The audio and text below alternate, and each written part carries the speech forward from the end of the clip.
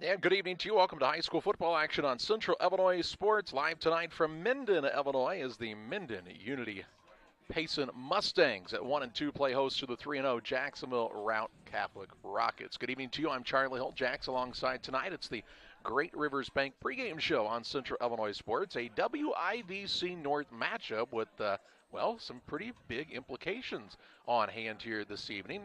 Routt trying to stay undefeated and keep up with Camp Point Central and the WIVC North, and Mendon Unity trying to get back into the mix of things when it comes to the conference championship race. We'll talk more about the matchup on the Great Rivers Bank pregame show next.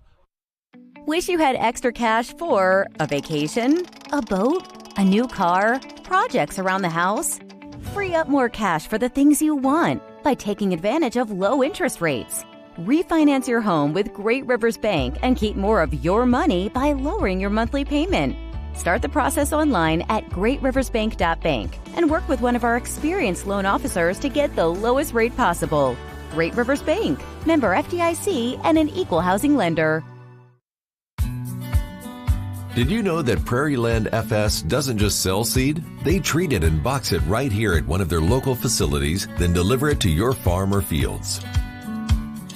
Growers trust Prairie Land FS to deliver top-performing crop protection products that promise the best performance before, during, and after the growing season. Prairie Land FS, your leading supplier of choice. I am Shelley Brinicke. I'm a lifelong resident of Pike County. Pike County is a part of me, and I am distressed by the serious clerical and financial issues of the county right now.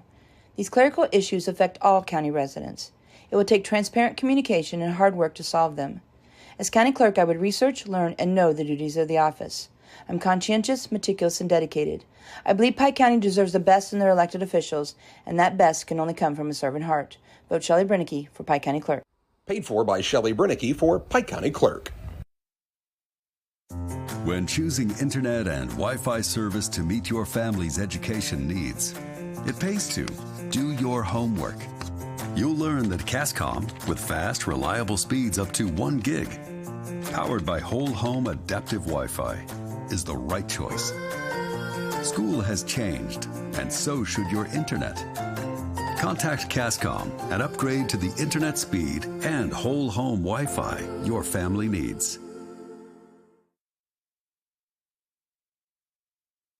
Welcome back on the Great Rivers Bank pregame show with locations in Berry, Liberty, Pittsfield, and Hannibal. Great Rivers Bank serves the entire region with high-quality banking services close to where you live. Learn more about their services by visiting greatriversbank.bank. Member FDIC and equal housing lender. The 3-0 Routt Rockets and head coach Barry Creviston. They've already surpassed their win total from a year ago where they finished 2-7. They have wins so far on the season, 54-0 over Pleasant Hill Western, 33-0 over Carrollton, and a 49-6 win last Saturday at home against Beardstown.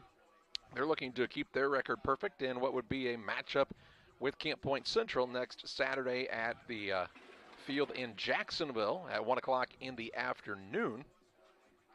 And if they're able to do that, that really basically could decide the conference right next week. Mendon Unity, on the other hand, they started off the season with a win, 48-6 over North Green, fell in a heartbreaker to Calhoun, 17-16, and lost to Camp Point Central last week on the road, 30-8. So they're glad to be back home here and trying to come up with, a little bit of an upset win, Jack.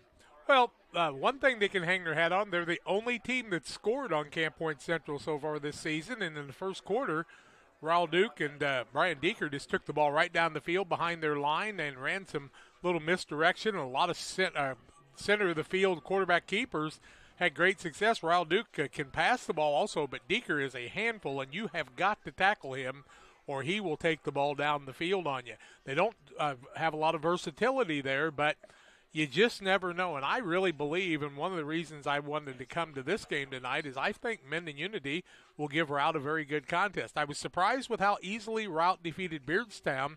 I know Beardstown really crushed Triopia on Thursday night, but I expect that Beardstown squad to be pretty tough. So I know Rout's got a pretty nice team. Looking forward to seeing them here, and then at 1 o'clock next week at the old McMurray Field as they host Camp Point Central. Routt really on the season hang their hat on their defense, really. I know they've scored some points, and they can put up points, but when you don't give up very many, you don't have to score quite as many on the year. The Carrollton game, and talking to a couple people that we know that were at it, was basically a 19-0 game, and then Routt hung some more scores up late in that contest very quickly, and it kind of gave it a bigger spread. Before the season's over, I really expect Carrollton to be a very, very competitive team. Here with Mendon Unity, an important game tonight because they need to turn things around, get back to 500, and get back into winning ways because they still got some really tough contests ahead of them. That they do. It's the Great Rivers Bank pregame show on Central Illinois Sports. It's Military Appreciation Night here at Mendon Unity, so we will be enjoying those festivities as they pay tribute to our men and women who are in our United States military, doing their part to keep the freedoms that we enjoy going. The squad for Routt, I can put it in the air, and they have a good quarterback in Cohen Hoots who can really throw the football. I think that's the one thing Mendon Unity's got is some pretty good key people in the defensive backfield and some good linebackers, so it ought to be a good mix. Both of these teams, they're not going to want to go extremely deep into their roster. Rout's got about 30 kids on the team this year, but 15 of those are seniors, so they've got a good senior class, but, man, you don't want to be missing too many guys that both want to stay away from injuries here tonight. I was going to say that one or two key injuries can really cause some grief for people right off the bat, so they'll have to handle that, either one of them, with the adversity, and you don't want to see Ryle Duke or Brian Deeker go down on the other side very quickly either, along with Schaefer and some others. Well, I'm trying to navigate the new score zone for the IHSA, and it's about as navigable as the old score zone of the IHSA, which is not a compliment if you're wondering. So we can tell you some scores from the WIVC from last evening as they're Carrollton got the big win last night over North Green, of course. 60-0. West Central got a big win over Pleasant Hill Western. 46-0. We know that Camp Point Central got the 30-0 win over Brown County last night in the game you heard right here. And so those are some of the contests I'm trying to go through. Thursday night was the Beardstown and Triopia game. Greenfield Northwestern scored with 1:36 left to beat Calhoun by a single score. So Calhoun was right in it until the end, but I think they lost their quarterback in the middle of the game, and that hurt them somewhat. But Calhoun proving that they're going to be a good team for the next couple of years, and Greenfield and Joe Penbrook always reloading each year. We are about 22 minutes away from the kickoff of this contest between Mendon Unity Payson and the Routt Rockets. We'll talk more about the matchup on the Great Rivers Bank pregame show after this. The caring and experienced professionals at Hamilton Funeral Homes are here to support you through this difficult time. We offer a range of personalized services to suit your family's wishes and requirements. You can count on us to help you plan a personal, lasting tribute to your loved one, and we'll carefully guide you through the many decisions that must be made during this challenging time. You're welcome to call us at any time of the day, any day of the week. Visit our funeral home in person or on the web at hamiltonfuneralhome.com. Call 217-593-6517. Hi, this is Clint Weir. As a law enforcement officer, you trust me every day to fight for justice and seek the truth. You trust me to serve your family and your friends with compassion and understanding. And most importantly, you trust me to lead Pike County with grace and dignity. Now I'm asking you to trust me once again. My little brother, Gage, is running for Pike County Treasurer. As Treasurer, Gage will continue to fight for transparency and fairness to ensure that Pike County continues to be the best place to live and raise a family. You put your trust in me to serve my community. Now I'm asking you to trust my little brother, Gage Weir, to continue a legacy of quality and excellence. Vote Gage Weir for Pike County Treasurer this November. Paid for by Gage Weir for Pike County Treasurer. Camp Point Central Sports are proud to have Dear Wester Grain as a sponsor of this broadcast. Dear Wester Grain, there for you for all your grain and feed needs. Why don't you give them a call and check out all the locations of Dear Wester Grain? With locations in Golden, Paloma, Mount Sterling, Clayton, La Prairie, Liberty, Industry, Carthage, and Blandonsville. For more information, call Dear Wester Grain Services 696-4461. That's 696-4461, or on the web at dearwestergrain.com. Call Best Systems Builders for all your insulation needs. We are a full-service insulation contractor offering both open and closed cell spray foam, blown cellulose, and fiberglass installation. Best Systems has 2 BPI certified professionals ready to inspect your home or business today. You may qualify for incentives through the American Act on Energy program. Call Scott or Michael at 217-285-6005 for your free estimate, or visit us online at gobestsystems.com and start saving money on your energy bill today. Williams Auto Sales, 439 North 3rd in Quincy is your headquarters for quality used vehicles. Shop their 439 North 3rd location Monday through Friday from 9 to 5 and Saturdays 9 to 2. Check out their inventory of WilliamsAutoSalesQuincy.com or call Tony the Truck Guy at 217-223-3325. Williams Auto Sales, 439 North 3rd in Quincy, wishing the Panthers the best of luck this year. Give them a call at 217-223-3325. Williams Auto Sales. Back on the Great Rivers Bank pregame show, applying for a home loan. It's never been easier than it is right now with our friends at Great Rivers Bank.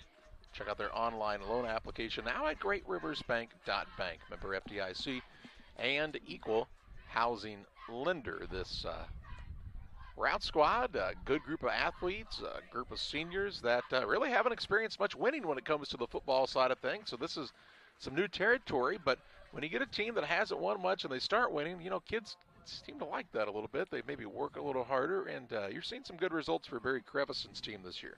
Heard from a lot of different area coaches, don't forget about Routt. 15 seniors on the team, and you can hang your hat on that much experience. And when you've been beat around a little bit and then you get a little winning, you know, that becomes contagious, and they get that confidence. And that's why tonight's game is a real key game for them. A lot of their offense, as we talked about, is predicated on the passing game, but the Jackson kid can run the ball out of the backfield, but they've got some big receivers too. Dax Baptist, not one of the biggest guys, but he's one of the quicker guys in this area, and he's leading the area in reception yards. Of course, Barry Creviston goes into the same theory as quite a few of the other coaches. They don't like to give us heights and weights for some reason, so we can't exactly tell you that, but we look out on the field as they're warming up, and there's some big boys out there. They're about 18 minutes away from kickoff. Well, what did you see out of this Mendon Unity Payson squad that impressed you? Obviously, you have two tremendous athletes in Duke and Deeker that really start things, but this is a good, well-rounded team overall, and maybe one of the best 1 and 2 football teams that you're going to see. I got to see them like 3 or 4 times last year, and then got to see them against Camp Point Central. They tackle well.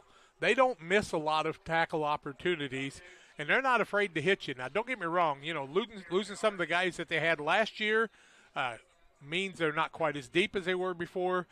But I don't know if you've ever seen Brian Deeker on a basketball court. What I know you have, nobody's put together any better than that guy.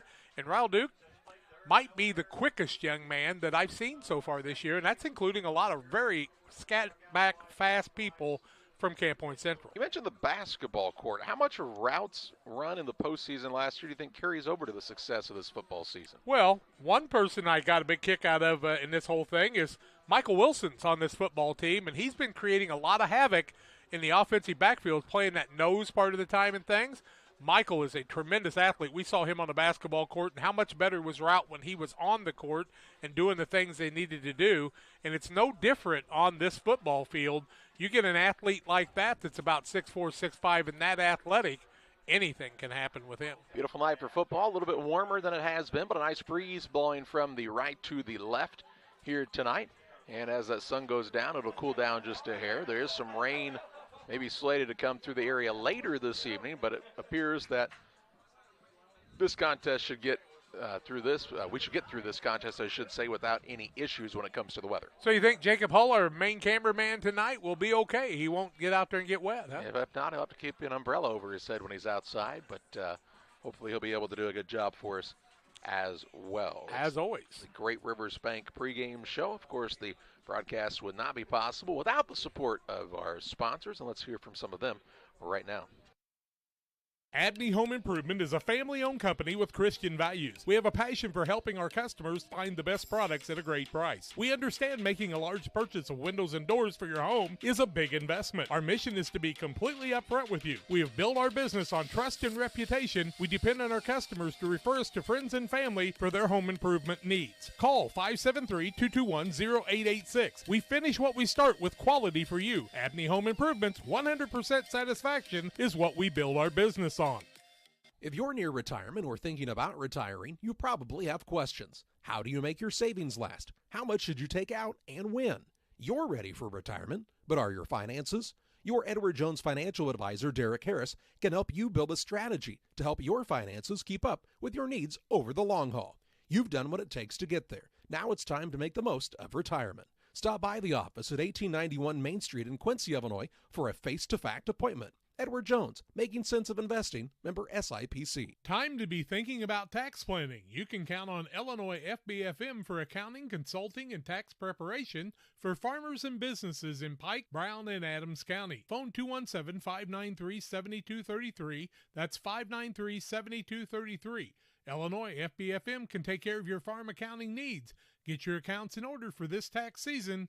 Contact Jesse Shootman, Emily Carlson, and Brad Wellman, Illinois FBFM in Camp Point, working for you. Few things compare to Camp Point Central's fans' dedication to the Panthers. The same can be said about Channel and the farmers they serve. You see, unlike other seed companies, they don't have salesmen. With Channel, you get the advantage of a dedicated Channel seedsman, a trusted year-round advisor who can provide the right recommendations for your fields. It's their hands-on approach that truly sets them apart. Customized service, expert advice, elite seed management products. Find your Channel seedsman at channel.com or contact local district sales manager Matt Hughes at 217-242-8852. Did you know that PCRE Real Estate and Auction now offers a full-service auction alternative? Farmland, residential real estate, commercial real estate, estates, guns, antiques, farm equipment, and commercial equipment are a few examples that the experienced auction team is ready to assist you with. Our team can make the auction experience less stressful and smooth. Check out our next auctions at our new auction location at 500 Piper Lane in Pittsfield, or call 217-430-2985 and speak with Jason Duke to learn more. It's time to say Pepsi, please, at your local county market. Refreshment Services Pepsi and County Market, your best value for delicious drinks to get ready for every game. Stop by your local county market to pick up your favorite Pepsi products today. Stock up for your next family get-together. Refreshment Services Pepsi and County Market for the best price around on all your Pepsi products. You love them and they've got them at County Market. Stop by today and say, Pepsi, please, at your local county market.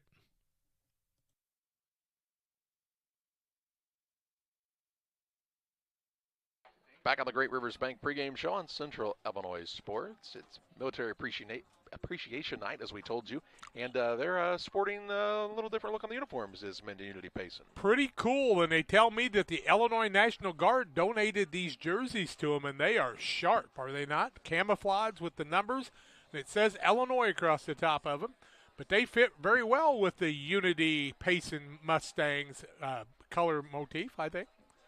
That'll be in the white uniforms, gold numbers, and purple pants with the gold helmets. How come visiting teams in football wear white? Who came up with that idea? Those are the rules, Jack, and we just follow the rules. That's all we know how to do here. Not in other sports, only football. Keys to the game in this contest, I think a fairly obvious one. The Mustangs have to cover the pass well, and you got to cut down the big plays. That's really how Routt scores. A lot of big plays. If you make them sustain a drive, I think you could get some turnovers. Just like that, too, turnovers. That's one of the keys, and then penalties. When Mendon Unity played Camp Point Central last week, there were a lot of hankies on the field throughout the night, and it slows down the momentum of everything. On the Routt side, they had to make a little bit longer bus ride. Not terrible, but, it's different. It's a 6 o'clock on a Saturday night game. They've been playing a lot at 1 o'clock, and I think they have a true advantage at home playing a lot of people at 1 o'clock on a Saturday afternoon in a place that does not have running water. Well, Routt got a win last year against Mendon Unity, and I think it was, 100 degrees that day. And, I think some of those things really did come into play to determining the outcome of that contest. And, of course, that loss for Mendon Unity meant that Well, an early trip to see Nashville in the playoffs, and Nashville ended up being pretty good all the way around in things. I think they were the runner-up in Class 2A in football and, won the basketball state championship, so they might have had some good athletes last year there. Tell you what, when the U shows up, though, they always usually come to play. And that's one of the things that we love about coming here and doing these games. And, if you're a Mendon business in the area and you'd like to get involved with us, just send us a personal message on the, whatever you call it, private message on our Facebook page or on any of our feeds, and we'll show you how economically you can do that also. We'll take a break here. When we come back, we'll take a look at the starting lineups for both teams on Central Illinois Sports. Seed selection is one of the important decisions required to achieve yield goals. Logan Agri-Service represents top seed lines in the industry like Lewis Hybrids, Stein Seed, and AgriGold, and focuses on products developed to meet or exceed our customers' expectations. Sit down with one of our experienced local seed experts who will work with you to help select top-producing corn hybrids and soybean varieties tailored for your specific soils and fertility levels. Or visit us online at loganag.com. Logan Agri-Service, serving agriculture since 1962.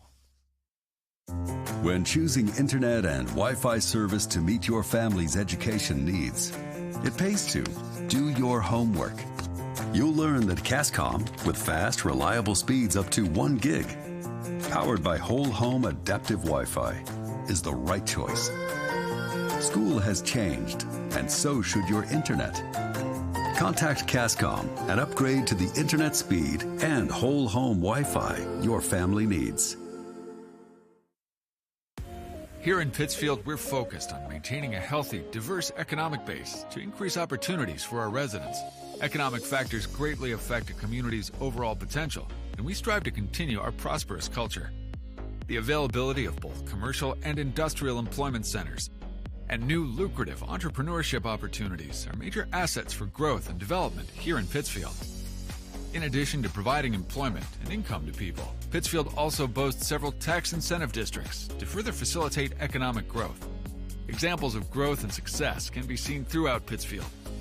Pittsfield is located within Pike County and widely known for the abundance of white-tailed deer, and is also home to companies that have capitalized from the region's natural resources.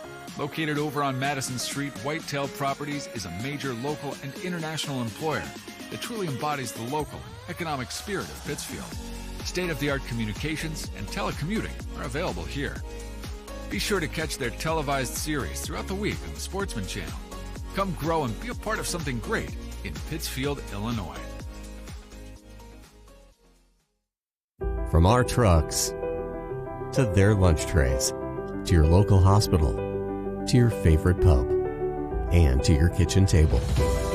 For more than 60 years, Dot Foods and Dot Transportation have been stocking the shelves of your hometown.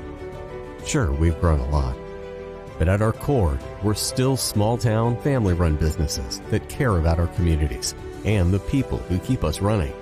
Join the Dot family today and be part of something bigger. I love working in spine care because when patients get better, there's no better feeling than that. We both, Alexis and I, take a lot of time listening to their story, which is important so the patients know that we are caring and are thinking about them and not just about their back or just about their neck. You start with the story, you add the exam information, and then you come up with what's causing this problem, and then a treatment plan.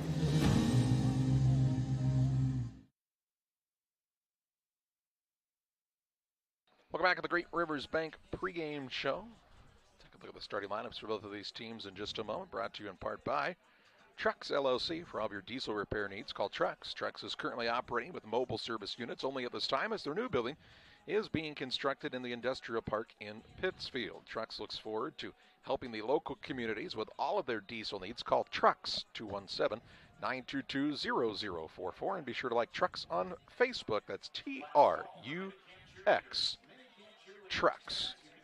The visiting team, the Routt Catholic High School Rockets, are 3-0 on the season. And head coach Barry Crevison tells us they'll start the following. Up front will be Christian Laniers. He is a senior. Kai Gibson is a senior. Eli Oldham is a senior. And Colton Decker, a senior up front. In the wideout spots, we hear the likes of Dax Baptist, who's having a nice year in his senior season. Declan Leahy, a sophomore. Also Ryan Oswald, a senior, stands about 6'5", and Ethan Walker, who's a good athlete as well, will also be playing at the wideout position here this evening. Michael Wilson, when they do run the fullback, will be in the backfield. The running back will be Will Jackson. Both of those young men are seniors, as is the quarterback Cohen Hoots, who's having a nice start to his season after a good junior campaign as well. For the Unity Mustangs up front this evening, Cage Thompson starts at the center spot. He's a 5'10", 168-pound junior. At the right guard, Gavin Christian. He's a 6', 254-pound senior. The right tackle, Ethan Voss, the 5'10", 240-pound junior. Braden Muggy plays the left guard. He is a 5'10", 270-pound junior, and Devin Sparks is at the left tackle. He's 6'2", 197 pounds, and a senior. Wideouts, Wyatt Klauser, the 5'9", 145-pound senior. Chase Lomax, the 5'3", 123-pound senior. Cody Schaefer, the 5'11", 170-pound junior, and Ben McClelland, the 6', 196-pound junior.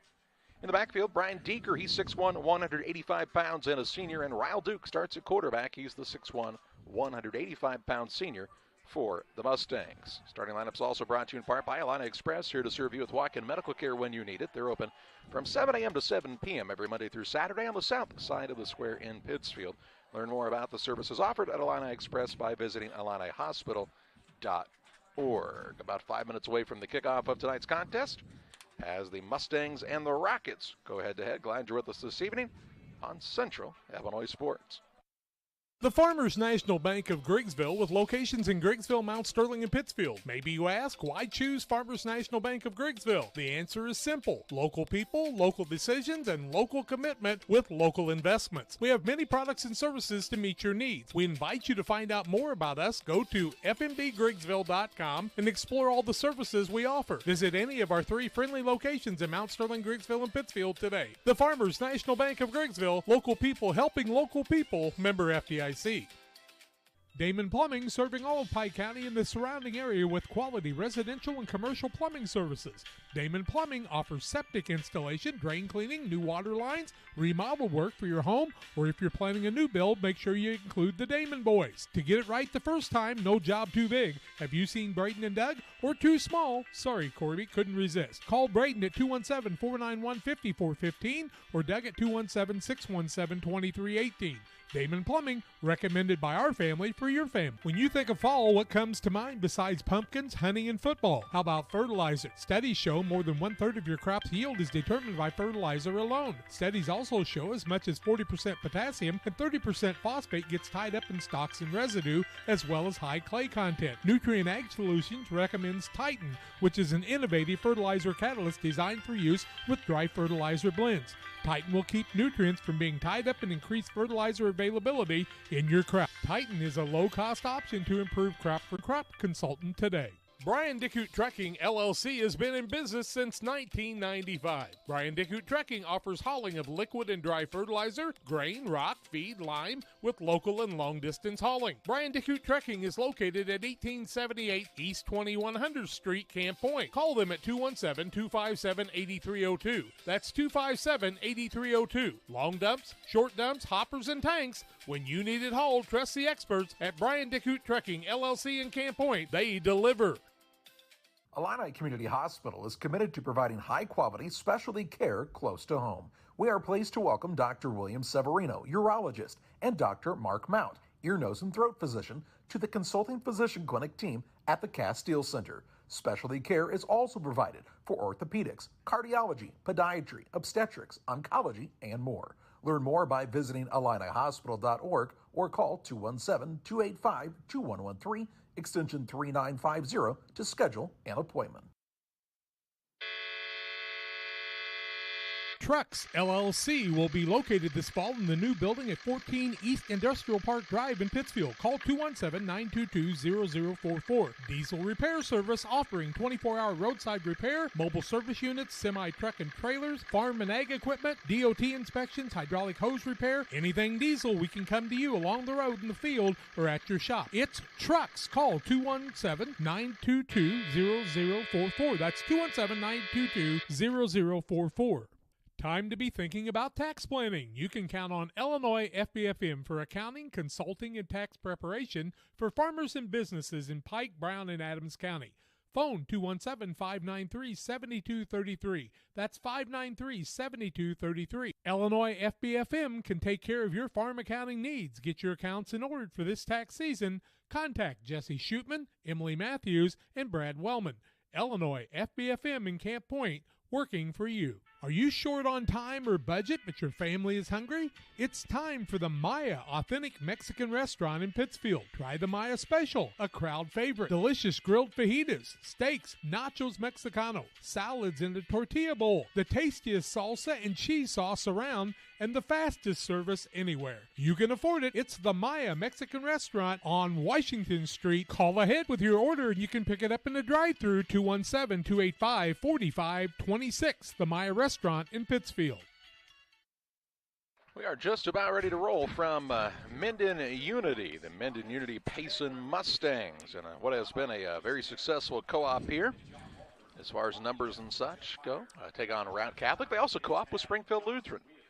Our referees tonight, Chet Lean, Jason Danner, John Walter, Jeff Meyer, and Tad Johnson. We're certainly glad they are here this evening to officiate this contest. You bet. Officials are short, ihsa.org. If you think you're an official or you act like one, be sure and go to the website, get your license, and come on out and help. You don't even have to do it from the stands. You can get on the field and everything. It would be wonderful. And they'll pay you to be here. Look at that cool hat. What hat's that? The Doer Man. Oh, wow, yeah. Looks like Captain Jack Doer there or something like that. Captain Jack or Captain Kangaroo. I don't know which one. The sun shining overhead. It's setting to the west. That is just to our backs at this football field at Mendon Unity High School. A decent crowd in attendance here tonight for tonight's contest. For Mendon Unity, this is a big game. They're hoping to be a playoff team this year. I'm not saying it's a must-win, but it's a game that they'd sure like to have under their belt. Quite honestly, I think it's a pretty much a must-win for both teams. Routt needs to keep that momentum going against one of the classic programs in the state of Illinois next week. And so they're going to want that win because they'll just be one game away from being playoff eligible with this win tonight. I will say that Routt has an impressive number on their roster, and that's the total number of cheerleaders they have, 31. Not sure that I've ever seen that before. You have to bring a separate bus, I would say, just to transport the cheerleading team. As Jeff Sharman used to say, if a fight breaks out, you want to have a lot of cheerleaders. That's right. We appear to be starting just a few minutes after the 6 o'clock hour here tonight. Mustangs getting ready to take the field. Who won the coin toss, Jack? Routt won the coin toss and decided to keep the ball. And, you know, you were talking about it being bright and shiny. That's one of the reasons we're glad Chris Dorr has that beautiful hat on tonight. He's probably glad for that as well. And on behalf of our good friend and the man on the mic tonight here at Mendon Unity, let's meet those Routt Rocket offensive players. Cohen Hoots, quarterback, senior. Ryan Oswald, tight end, senior. Will Jackson, running back, senior. Colton Decker, right tackle, senior. Aiden Leahy, receiver, senior. Kyler Gibson, center, senior. Jackson Baptist, wide receiver, senior. Ethan Walker, senior, wide receiver. Eli Oldham, left guard, senior. Christian Laniers, left tackle, senior.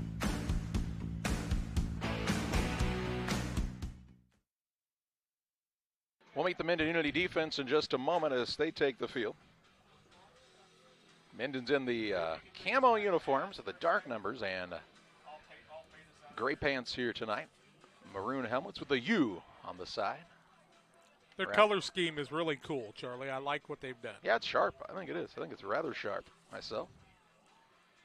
Yeah, I really like what they've done to make the co-op even more personable by welcome both here. Kickoff tonight brought to you in part by Bowlers Universe, open Monday through Thursday, 11 a.m. to 10 p.m., Fridays until midnight, Saturdays 4 to midnight. They offer many menu items from burgers and fries to specialty pizzas. Try them with their many craft beers as well. Come out and enjoy the fun at Bowlers Universe in Pittsfield. We stopped at Jersey's on the way over here, Oktoberfest. They got the big things going on, and football on the big screens in their place tonight. Enjoy yourself at Jersey's. A lot of things going on in Camp Point tonight. Cruise night in Jacksonville, so we don't see our friends from the radio stations over there. Ethan Voss has it teed up, ready to kick it off here in the first quarter of this contest for the Mustangs. Back deep for Routt, we see Charlie Allen and Dax Baptist.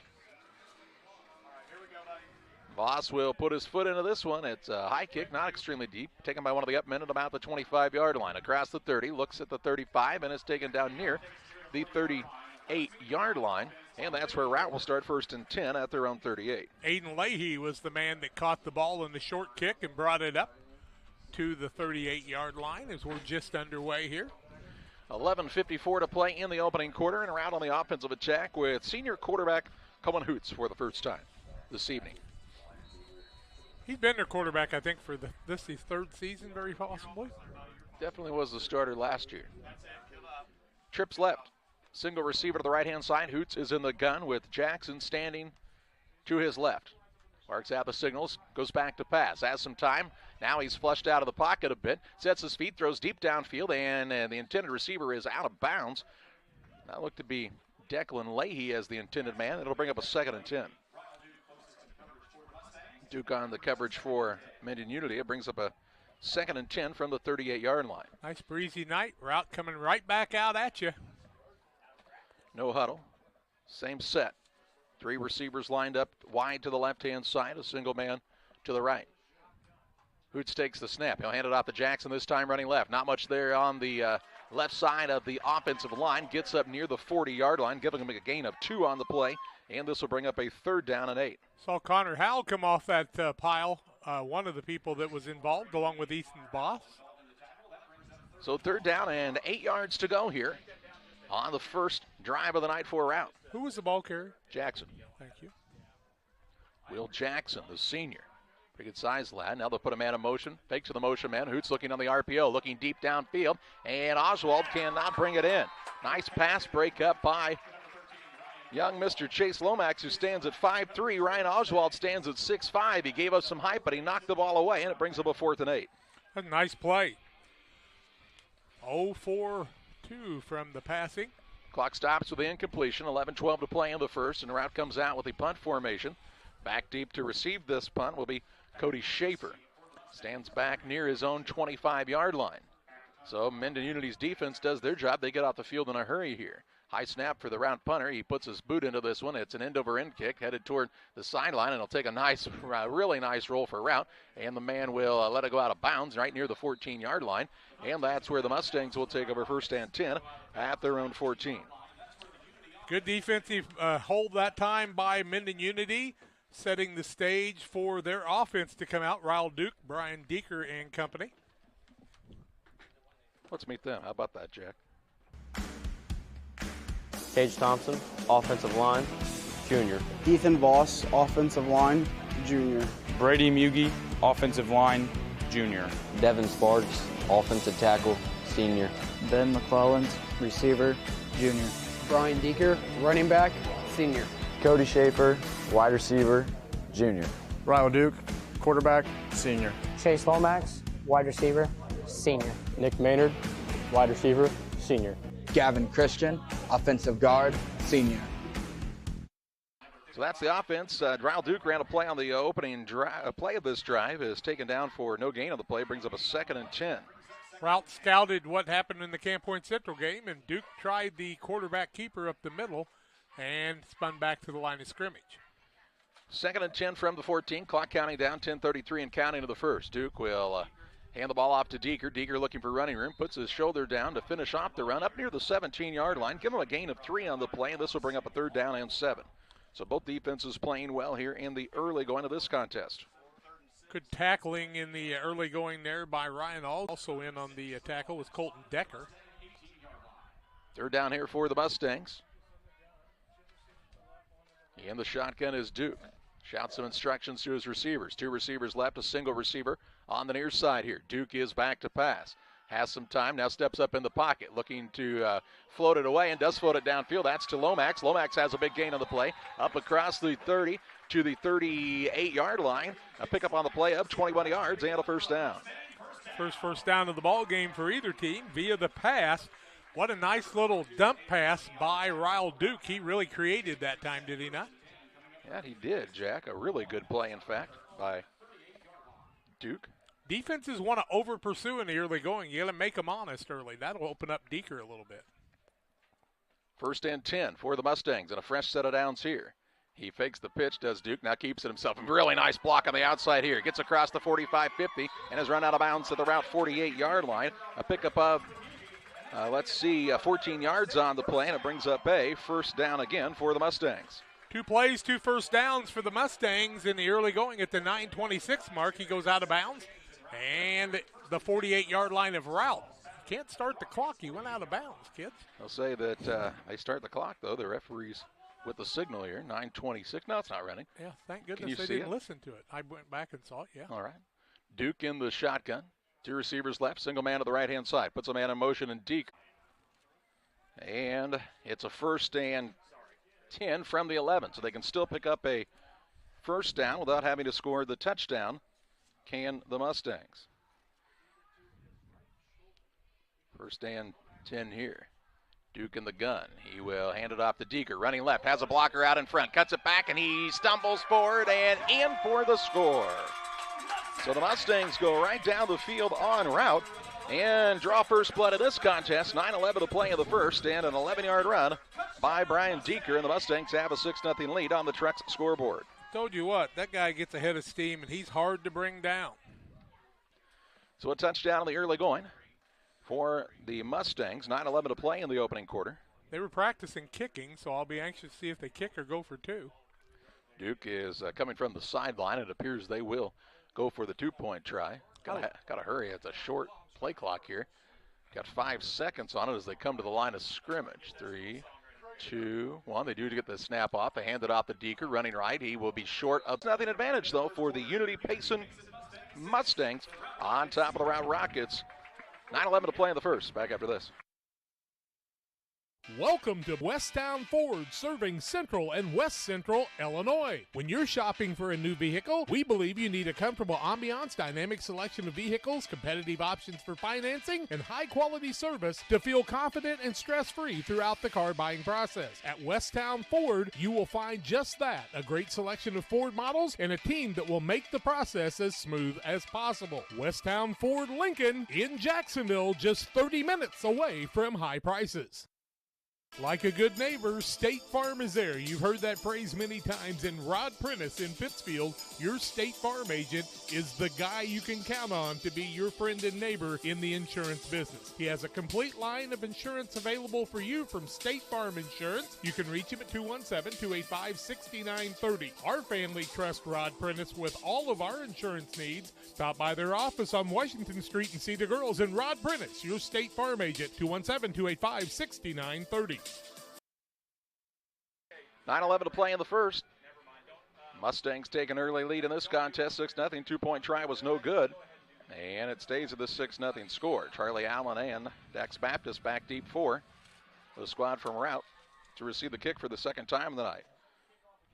Defense got the big stop early for the Mustangs, and then the offense started at their own 14 and drove down the field in a hurry. Here's a pop-up kick, and they'll say somebody was offsides. So that'll be a penalty, back them up 5 yards. Mendon gets a 5-yard penalty. And jumped off sides. So they'll kick from the 35-yard line. Looks like they're going to try to kick it high, see if they could get the second line guys to kind of not know what was going on. Maybe one call for a fair catch, maybe get the ball right back. Well, you know, got a couple big guys in the middle, and they're kind of spread out across the middle. So if your kid's got an angle kick and you got some speed, sometimes you can get that ball right back and put the dagger in whenever possible. I do have full bars, Charlie, and I did turn it on if you need it.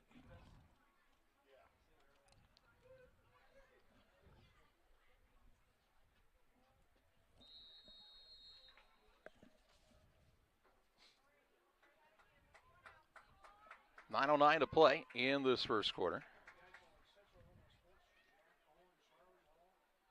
And here comes Voss again. It's a line drive kick. Straight down the middle. It's going to be taken by one of the up men at around the 30-yard line. Cuts back to the 35, who makes a man miss. Still on his feet. Ball returned here by Baptist up near the 43-yard line. And that's where Routt will start 1st and 10. Nice return by that young man. Good return there. Mendon had 4 first downs, including that touchdown run of 11 yards by Deeker. Missed the extra point. They lead it 6-0 in there. He is in the shotgun, puts a man in motion, gives it off to the motion man running right. This is Aiden Leahy. Leahy gets outside, still on his feet. Penalty flag laying back near the 44-yard line, and this looks to be in the area of a hold. Holding against Routt will be their first penalty of the day. Let's see where they're going to spot the ball. Right on the line of scrimmage, so it'll be a 10-yard penalty. Repeat first down. It'll be a first down and 20. Holding is the call, and it's right about, it looks like about a first and 19, as I think is what we're going to call it here. It looks like it's just a yard ahead of the line of scrimmage. I believe they'll lay the ball here at the 34, and they will. 34-yard line on a first and 19 for Routt. So do you call it a 9 or a 10-yard penalty? I call it 9 myself. I mean, it's 10 yards from the point of the foul, but really you only were assessed 9 yards total. Doesn't bother a team that likes to pass the ball with wideouts on both sides. 2 wide to either side as Hoots is in the gun. He puts a man in motion again in Leahy. He'll fake the handoff this time. Hoots on the quarterback keeper around the right side, looking for running room, and is run out of bounds shy of the 40-yard line, around the 37-yard line. A gain of 3 on the play. It'll bring up a second down and 16. First run by Hoots on the day. Only the second running play that Routt has run. Second down, 16 yards to go. Man went out of bounds, but they'll say he went out of bounds straight to the sideline, so it won't stop the clock. 8:20 and counting in the opening quarter. An early Unity Mustang lead of 6-0 on the Trucks scoreboard. Trips left. Single man out to the far side of the field. Hoots in motion. Wants to send the receiver out there. Now trying to come back on the screen on the right-hand side. Had it set up, but a really nice job out there sniffing that out by Ryle Duke. He was right in the middle of things. Breaks it up, and it brings up a third down and 16. Got to be careful there, because if Duke breaks loose from that that offensive blocker and he happens to grab that ball, he's going for 6. 8:07 to play in the first. This Unity Payson defense has come to play in the early going. You talked about the defensive backs being a strong point, and they've proven that to be true so far. Trips left. 0 for 4 passing so far. They want to scoot the receiver on the right side in just a hair. They have enough people on the line. Hoots is in the gun. He's back to pass. Deep drop. Throws deep downfield. The man is behind the defense, but unable to bring it in. That's Baptist. He's looking for a penalty flag, and he gets it at the 32. Oh, no kidding. Now, this will be a 10-yard penalty, and will bring up a third down and 6 if that's pass interference. It is not like the NFL where it's a spot foul, and there's no such thing as an automatic first down in high school football. So if it's a 10-yard penalty, it'll be third and 6, and Routt will get another go of it from the 47. And you're sure it's 10 and not 15? 10. 10, yeah. 15. They just counted at 15. I thought it was 15. Still short by a yard. So it wasn't yesterday. Hey, third and a yard. You never know. From the Mustang 48. Baptist was behind the defense, and really I thought the Mustangs man did a nice job. Now Hoots tries to get it. He's actually taken back. Will not get it. It's going to be 4th and a yard now. No gain on that play. It's 4th and 1. I would think Routt would go for it. I think they'd line up right here. Tried the quarterback keeper and the middle man on the defensive side, and if I could see the number, I'd tell you who it is. That's Voss down there. Ethan Voss, the man who does the kicking as well, the 5'10", 240-pound junior, now right in the mix of things. Now they're in the pistol again. 2 receivers left, 2 to the right-hand side. Hoots in the gun. On a 4th and 1, just over midfield. Now he's going to line up under center, but first a timeout taken by Barry Creviston and the Routt Rockets. We'll pause as well. 7:27 to play in the first. 6-0 Mustangs on top. For the past 4 years, I've had the honor of serving our community as the Pike County Clerk and Recorder. Within those years, I have completed the first ever internal payroll audit in Pike County history, increased revenue with the recording department with implementation of record availability, and administered and or written over $3.75 million in grant monies. I would appreciate your support to continue this progress, and please vote Roseberry on November 8th. Paid for by the Pike County Republican Central Committee. A big play early in this contest. 7:27 to play in the first. 6-0 is the advantage for Mendon Unity on top of Routt. Routt with a 4th and 1 just past midfield at the Mustang 48-yard line. Mustangs got to be careful not to jump off sides here. They did a good job of not letting him pull them off the last time. Might Routt go for the gusto here and something downfield long?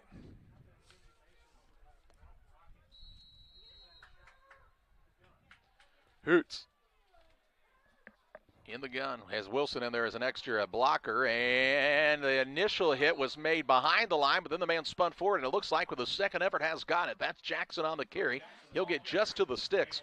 A gain of 2 on the play, and it'll be 1st and 10 to the 46-yard line. First down of the ball game for the Routt Rockets comes at the 7:17 mark. Can I tell you that play happened because they had Wilson in there as an extra blocker. Yep.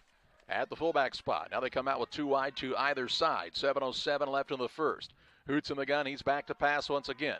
Sets his feet, looking downfield.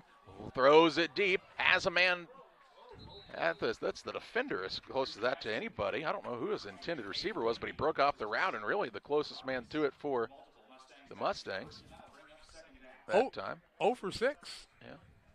Trying to get a number. It looked like it was number 7 back there, but I don't have a number 7. You talking about for Mendon? Yeah, do you have a 7? I do not have a 7. With these jersey changes, you never know. It could have been Connor Howell.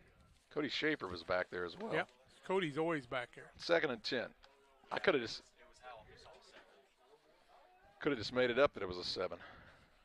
Been known to do that. 2nd and 10 from the 46. 6:58 to play in the first. Hoots going to throw the quick hitter on the left side to Oswald. Oswald's got blockers out in front. Now the man breaks off of his blocker and makes a nice tackle at the 45-yard line.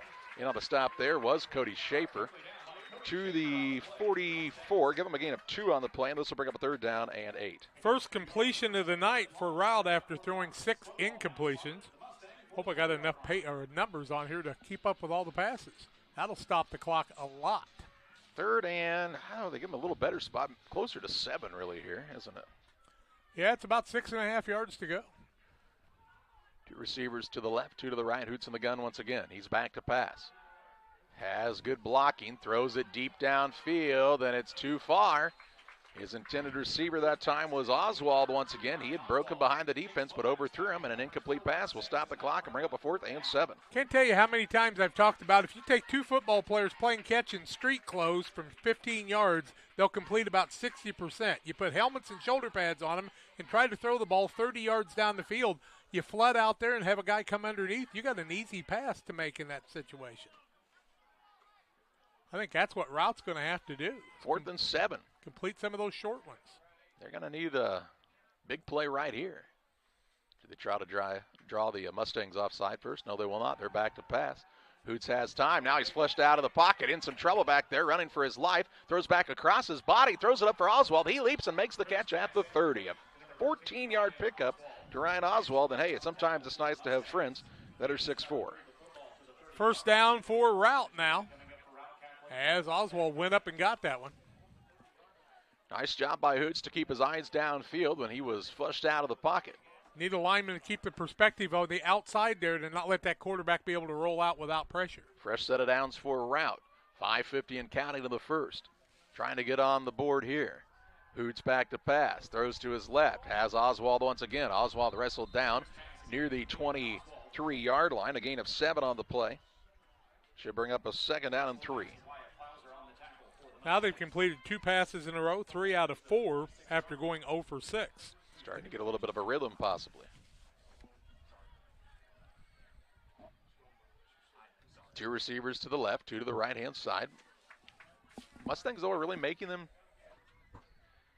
work to get down the field, though. They hand it off to Jackson. Big hole right side, trying to get outside. Breaks a tackle, still on his feet. Stiff arm out there. Gets to the sideline, dives for the pylon, and a penalty flag flies all the way on this side of the field. He is all the way down near the 1-yard line, but there is a flag back at the 10. And what would this be? You would think a hold or an illegal block. It's a weird place for a flag. Totally away from the play. The officials get together. We will get an indication that tells us what. He took it all the way down to the 2-yard line. Rout's backing up, so they think it's against them. Do we get a signal? Here we go. He tells us it is a personal foul against the Rockets. So that puts the ball back into the play at the 20-yard line, so it's a 1st down.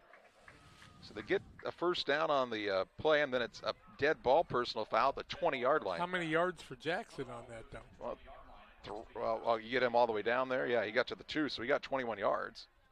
And then it's taken back 15 yards. 40 yards in penalties and 3 penalties against the Rockets already, and we're halfway across the first quarter. Yeah, 5:08 to play in the first. 6-0 Mustangs on the Trucks scoreboard. Yeah, I was going to say, the ball has to go back 5 more yards to the 25. A 10, a 15, and a 15 against the Rockets. Now the Chains are in a why would it be second down? Are they calling that a live ball personal foul? Maybe it happened after the play. Well, it would be first down if it happened after the play. They're calling the second down and 5. No, it would be after the play. It'd be a second down. That's what would happen. Yeah, but he'd gain enough yards for a first down. That's what I'm saying. Now, the quarterback, Hoots, is trying to get some running room. He won't find much there. Down near the 21-yard line, a gain of 4. And it'll bring up a 3rd and 1. So it must have been a personal foul when it was still a live play. Well, you would end the play, then have a personal foul, so you tack it on at the end, and the down would have happened at that point, I believe. I don't know. All I know is it's 3rd and 1 here. And Routt's had to run some plays on this drive. Started back at their own 43-yard line. They got a free toss here if they want it. Back to pass, Hoots. He looks downfield. Now is being pursued by the defense. He'll throw it away. That's a new rule for high school football. If you can get outside of the tackle area, they don't call it the tackle box. There's another term for it. And as long as you throw it past the neutral zone, including if you throw it out of bounds, it's no longer intentional grounding. You don't have to have a receiver in the vicinity. 4th and 1. Now you got to have linebackers and linemen stay home, and those defensive backs have got extra pressure on themselves. I would think Routt would try to run the ball and get the first down. Yeah, I was going to say, doesn't Routt already have the formula to pick up this play? They brought in Wilson that picked up a first down. He's not on the contest now. Trips right. They'll hand it off to Jackson. He's hitting the backfield. Second effort, keeps the legs churning, and this is going to be close. And it looks like he does have it for the first down to the 21-yard line. Needed a yard, got a yard, and a 1st and 10 at the 20. At the initial hit, he wouldn't have had it, and I liked what you said about bringing Wilson in there to create space because he can do that. Now the quarterback kind of crouched down. What's the scoop there? Hoots looks like he could be hurting a little bit. I think he was just maybe catching his breath. This is one of those drives that can take some energy out of you here in this first half. 3:52 to play in the first quarter. Trips left, single receiver to the right. Wonder if they want to go ISO on that guy out there, you'd think. Back to passes Hoots. That's where they're looking. It's Baptist out there. Now he's running around in the backfield once again as Hoots keeps his eyes downfield looking for Oswald. He is able to catch it, but he's out of bounds, the official says, so it's an incomplete pass. Wow. I don't know about that one. Got to have both in? Yes, and I'm not so sure he didn't. Although, when you're 6'4", the shoe size is a little larger, so maybe the toe hit the sideline. Second down. There'll be no replay. They won't call New York or any other place. A lot of Routt guys with their hands on their hips right now. Yeah, and they got to turn around and play defense. So if Mendon can hold here. Second wind a little bit. 2nd and 10 from the 20. Boots back to pass. He has time this time, looking downfield again for Oswald. The jump ball, he leaps, and he this time brings it in.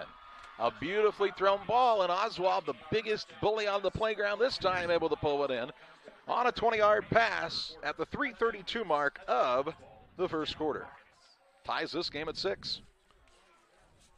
What was the time on the score? 3:32 left in this opening quarter. And Oswald now will try to kick the extra point. The holder appears to be Kellen Crevinston, the sophomore. The snap's a little low. Crevinston gets it down. The kick is up. The kick is long enough, and it is good. And Routt has the lead. 7-6 Rockets on top. 3:32 to play in the first on Central Illinois Sports. Like a good neighbor, State Farm is there. You've heard that phrase many times, and Rod Prentice in Pittsfield, your State Farm agent, is the guy you can count on to be your friend and neighbor in the insurance business. He has a complete line of insurance available for you from State Farm Insurance. You can reach him at 217-285-6930. Our family trusts Rod Prentice with all of our insurance needs. Stop by their office on Washington Street and see the girls. And Rod Prentice, your State Farm agent, 217-285-6930. For nearly 40 years, The Niebuhr Funeral Home has been serving our area with professionalism and compassion. This is our business, our hometown. You can be assured we take great personal pride in serving your family in your time of loss. We're locally owned. We're your friends and neighbors. We care about you and your family. Niebuhr Funeral Home, with locations in Pittsfield and Barry, serving our community with compassion and respect. 3:32 to play in the first. 7-6 is the advantage for Jacksonville Routt on the Truck scoreboard as Oswald put in the extra point try after he left and pulled in the touchdown reception. Pretty good football game so far, boys. Who's going to be in best shape? Oswald will kick it off. Schaefer back deep to receive the kickoff here. See if Oswald wants to boot it deep. And he'll put it on the ground. It's headed toward the sideline and will go out of bounds near the 20-yard line. 35.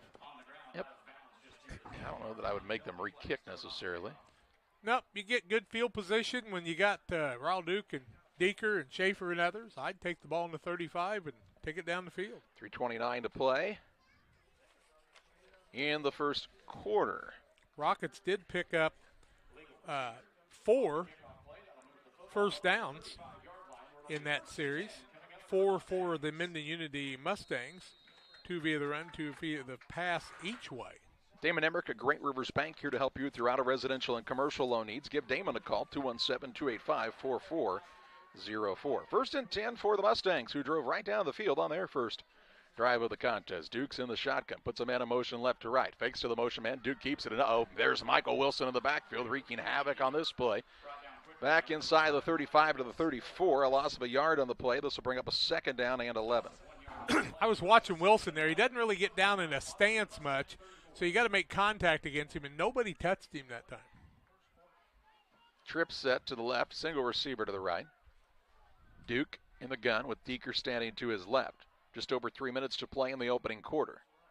Raul Duke barks out the signals. Back to pass. Wilson right in the backfield quickly again. Duke gets away. That's a lateral. And the ball goes out of bounds at the 30. Nobody realized it was a live ball, though. I think Routt had a chance maybe to get on that ball. You have to call it a loss back to the 30, a loss of 4 yards. Yeah, that's where they should spot the ball. They're not. They should spot the ball on the 30 because that was behind the line of scrimmage. Yeah, it's going to be a 3rd and 15 here from the 30-yard line. Ooh, John Walters bringing it. They're going to spot it like it was a forward pass. All right, well, they talked about it and decided otherwise. I'd have bet you a nickel and I'd lost. 3rd and 11 here from the 34.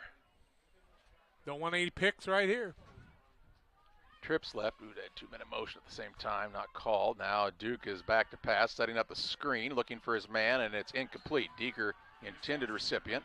An incomplete pass will stop the clock and bring up a 4th down and 11, and a punt coming up here for the Mustangs. So that's a quick 3 and out. From the 3:29 mark to the 2:50 mark, that's a quick offensive set. Now you need to see if you can get a hit on the guy catching the punt, get the ball back. Is that 15? 16. Cone Hoots. The quarterback. Pretty see that every day, do you? Pretty chancy. They come after the kick. I think Wilson might have got a hand on it as the kick goes out of bounds near the 45-yard line, and that is where Routt will start, 1st and 10. It almost hit the referee. So 1st and 10 from their own 45 for the Routt Rockets, with 2:43 to play in the first. So a nice job by the Rocket defense to get off the field in a hurry that time after giving up a long drive the first time for the Mustangs. Looks like Mendon's been able to do well on the run and most of the time on the pass, but you can't give up that big play because they're going to keep coming at you time after time. 2 receivers to the right, 2 to the left-hand side. Hoots is in the shotgun. Jackson stands to his left. Takes the snap back to pass as Hoots. Sets his feet. Now flushed out of the pocket. They've gotten to him. Can they bring him down? Yes, they will. Hoots taken down all the way back in the backfield by Devin Sparks, and they will spot that back near the 28-yard line. That's a loss of 17 yards on the play and brings up a 2nd and 27 is what I call it. Yep. That time they kept their defenders on good depth perception on both sides. Kept themselves wide enough to be able to lock him in. 2nd and 27 from the 28-yard line for the Rockets.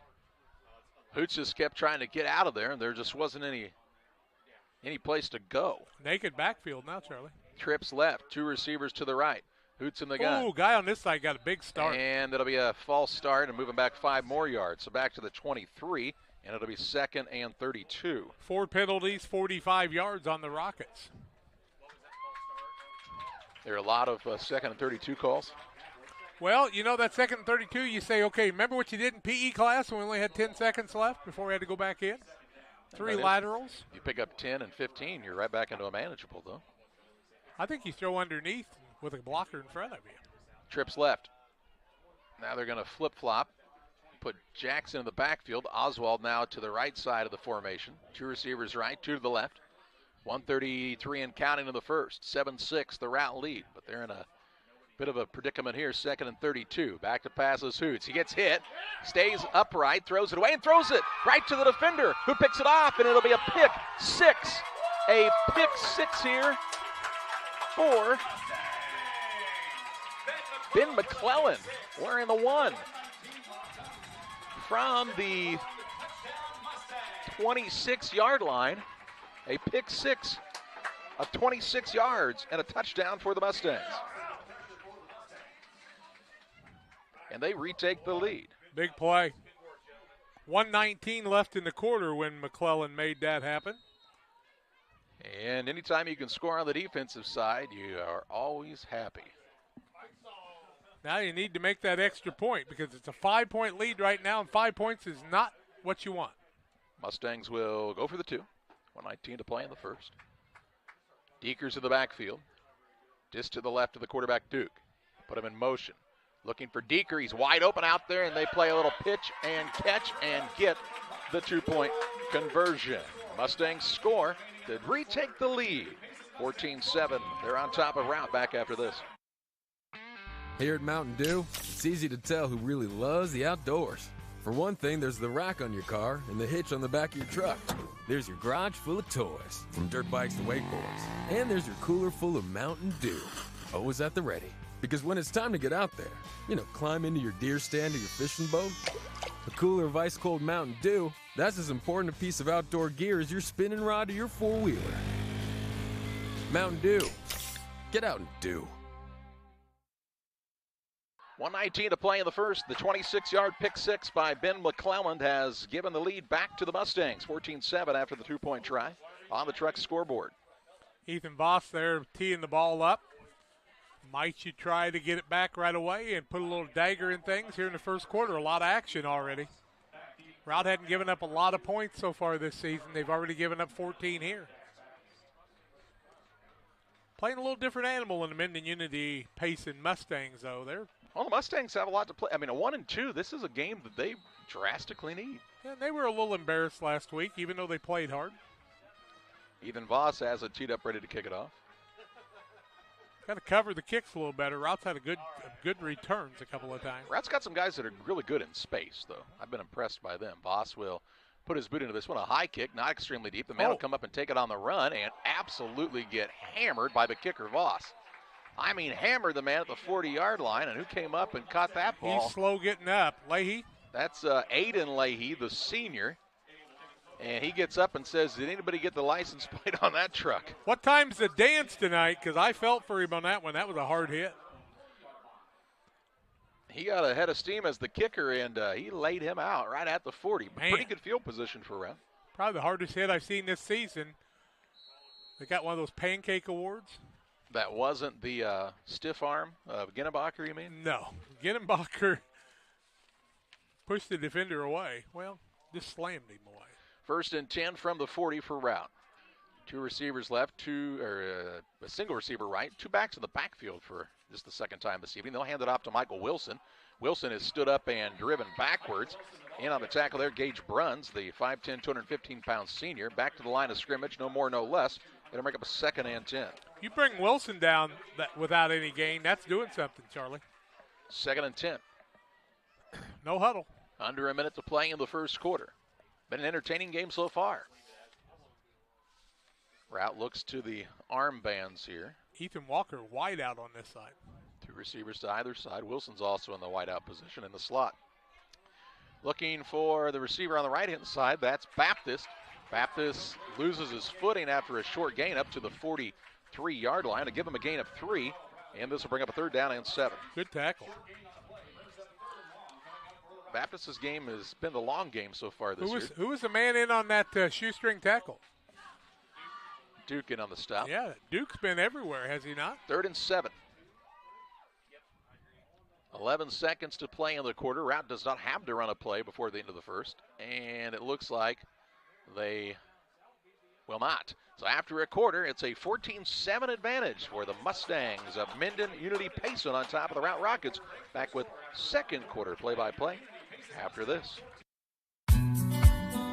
Did you know that Prairie Land FS doesn't just sell seed? They treat it and box it right here at one of their local facilities, then deliver it to your farm or fields. Growers trust Prairie Land FS to deliver top-performing crop protection products that promise the best performance before, during, and after the growing season. Prairie Land FS, your leading supplier of choice. Since 1921, Farmers State Bank of Camp Point has been a vital part of our community's history. We are proud of our growth, our community leadership, and our success, which is only possible because of all those who shared this journey with us. We are grateful to the generations of loyal customers, families, businesses, employees, officers, and directors who have shaped not only our story, but our entire communities. Thank you. We look forward to serving you and your future generations for the next 100 years. Farmers State Bank and Camp Point. Together, we are a strong, united community. Well, after a quarter of play, it's a 14-7 lead for Unity Payson on top of Routt on the Truck scoreboard. And Routt comes out with a 3rd and 7 to start the second quarter from their own 43-yard line. You surprised they let the clock run out instead of running a play? I'm not. They look tired. I think that tells you a little something right at the moment. Rout's players were worn out. That long drive that they had to go on to get that touchdown, it took a lot of energy to get to that point. See if they have a little breather here. Gets them back to action. Hoots of the shotgun. 2 men to his left, 2 to the right. Jackson in the backfield with him. 4-3 defense. Spot. Back to pass. They bring an extra rusher this time. Looks deep down the middle of the field, and it's in and out of the hands of the intended receiver in Baptist. Nice job again on the pass breakup by the Mustangs. Johnny Keefe, the 5'8", 165-pound sophomore on the breakup. 5 of 15 passing for 45 yards for Routt in the early going. The Mustangs doing a nice job staying with the receivers and then just batting the ball out of the air. They're watching where the ball's at and reading the quarterback and not letting the guy get behind him. Routt will be forced to punt here now on this 4th and 8. Clock stops at the 11:55 mark of the second quarter. Take care of the ball right now if you're Mendon. Baptist to punt it away, stands at his own 29. Gets a good snap this time. He puts his boot into this one, a high kick headed toward the far sideline, and it'll roll dead inside the 30 at about the 29. And that's where the Mustangs will start 1st and 10. Of course, they got a defensive score near the end of the first quarter, so it's been a while since they've been on offense. Last time they were on offense, couldn't get a first down, 3 and out, and so they need to establish the offense here with 11:44 left in the half on the Truck scoreboard, 14-7, Mendon Unity Payson. Trucks, 922-0044. I like that double number thing. They did it probably just for you, I'd guess. I would hope so. Building a new building, but they're mobile right now, and they can help you with all your diesel truck needs. 1st and 10 from the 29 for the Mustangs. 2 receivers to the left. Single man to the right-hand side. As Duke's in the gun. He puts Deeker in motion, going to pitch it out there. Deeker looking for a corner. Now cuts back, has a big hole. Look out. 40-yard line, 45-50. Trying to run away from the defense, 45-40. Taken out of bounds inside the Routt 35-yard line. In fact, they'll mark him out right at the 35. A pickup on the play of 36 yards. 36-yard pickup on that play, and a 1st and 10 to the Routt 35. 5th first down, 50 yards, 3 carries for Deeker on the day. He gets ahead of steam. He's rolling along, isn't he? Woo. Well, he's a tough runner, and he's got the speed to go with it. Don't tell me kids from Payson that are basketball players can't play football. Him and Riker Triplett just took care of that. Two receivers to the right, a single man to the left. Duke in the gun, looks at the play clock, and just does get this play off. Now he's going to try to tuck it and run, and breaks a tackle in the backfield, stays on his feet, and spins forward inside the 25. They'll mark it out at the 24. It's a 9-yard pickup. No, call it an 11-yard pickup, excuse me. That's a first down. Another first down, 24 yards, 4 carries, 6 yards on each carry, 6 first downs now for the U. And Duke really created well that time. He's a shifty character. Well, they got his ankle, but he put a hand down and kept himself on the balance. Just over 11 minutes to play in the second quarter. First and 10 from the 24-yard line for the Mustangs. This drive started at their own 29, and just 2 plays later, they're at their opponent's 24. Duke back to pass, going to swing it out to the left-hand side, and Schaefer. Schaefer dives forward inside the 20, down to the 17-yard line, a gain of 7 on the play. This will bring up a second down and 3. First catch for Schaefer on the day is what I've got. 68 yards and 6 receptions, 4 out of 6 for Duke in the early going. Second and a long 3 short 4. Might even be closer to 4. We'll call it a 3. It's a Don Kemp 3 yards. The chain broke, sorry. I need a see-through pole here now. Duke puts a man in motion. Fakes to the motion man, keeps it himself. Up the middle, meets some contact, but gets down to the 15-yard line. In fact, spins ahead of the 14, enough for a first down on that 3-yard gain. 7th first down of the ball game, so Duke picked up 4 on the play. Give him a gain of 3, in fact. And a first and 10. To the 14. I think he might throw the ball downfield this time. 10:07 left in the half. Duke puts a man in motion, left to right. Johnny Keefe.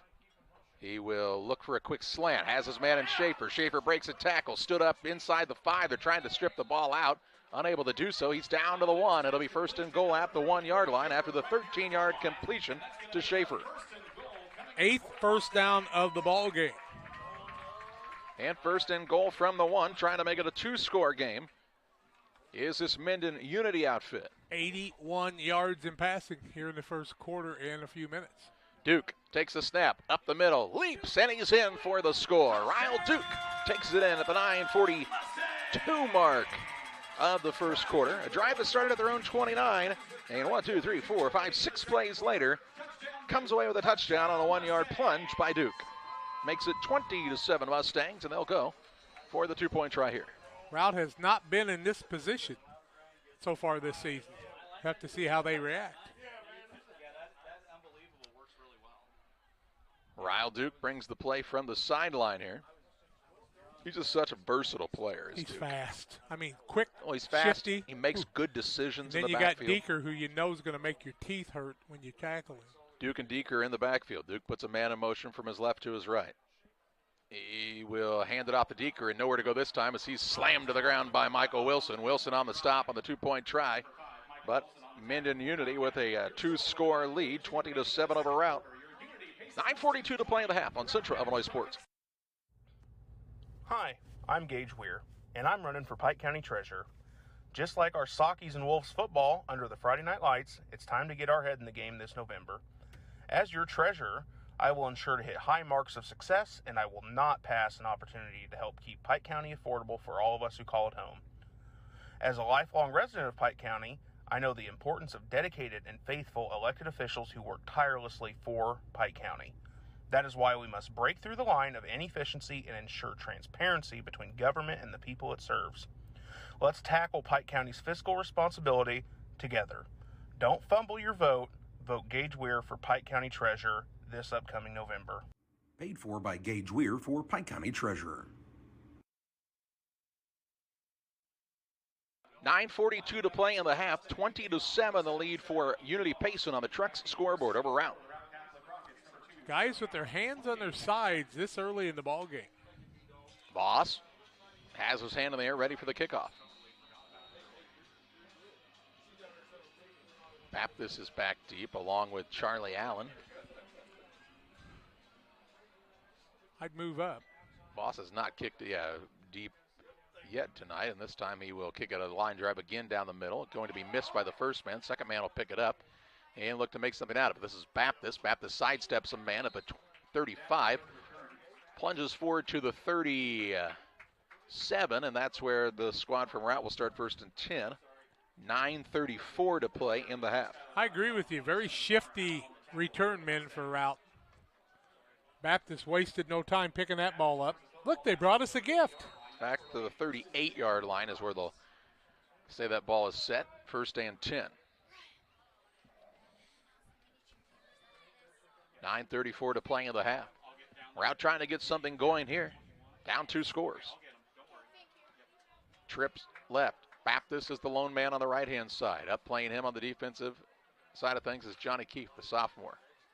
They will run the ball off the left tackle now. It's Jackson.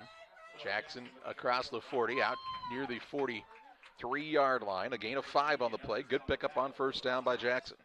33 yards and 5 carries. And I was just going to say, Routt does not need to panic here. They just need to put a drive together. Well, I don't think you'll see panic. Barry Crevison's been around a day or two. Yeah, he's been everywhere, man. Trips right, single man to the left. Hoots in the gun. Takes the snap. Again, hands it to Jackson. Jackson looking for running room. Has a nice gain up near the first down marker. And, in fact, I believe he has it if that's the spot. And it is. Another 5-yard gain up to the 48 and a first and 10 for the Rockets. 5th first down of the ball game. 3 via the run, 2 via the pass.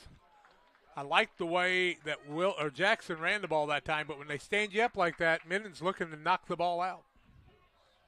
They already have 1 takeaway on the defensive side of the Mustangs. It was a interception return for a touchdown. Hoots now going to go back to pass on first and 10.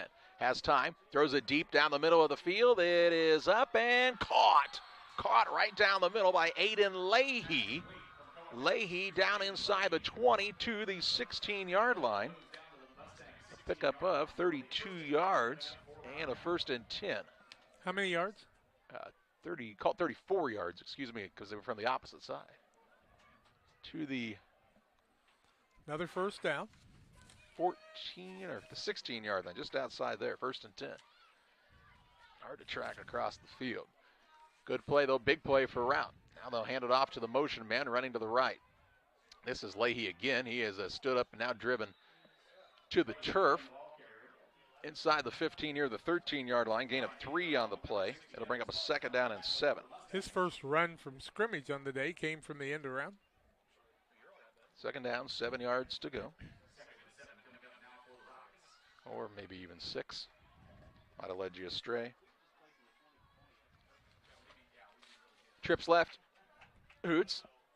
Back to pass. Quick hitter to the left side. Has Oswald looking for blockers out in front. Trying to get to the sideline, and they'll turn him backwards. In fact, he'll lose yardage. It's got to be Schaefer out there. I mean, it's kind of.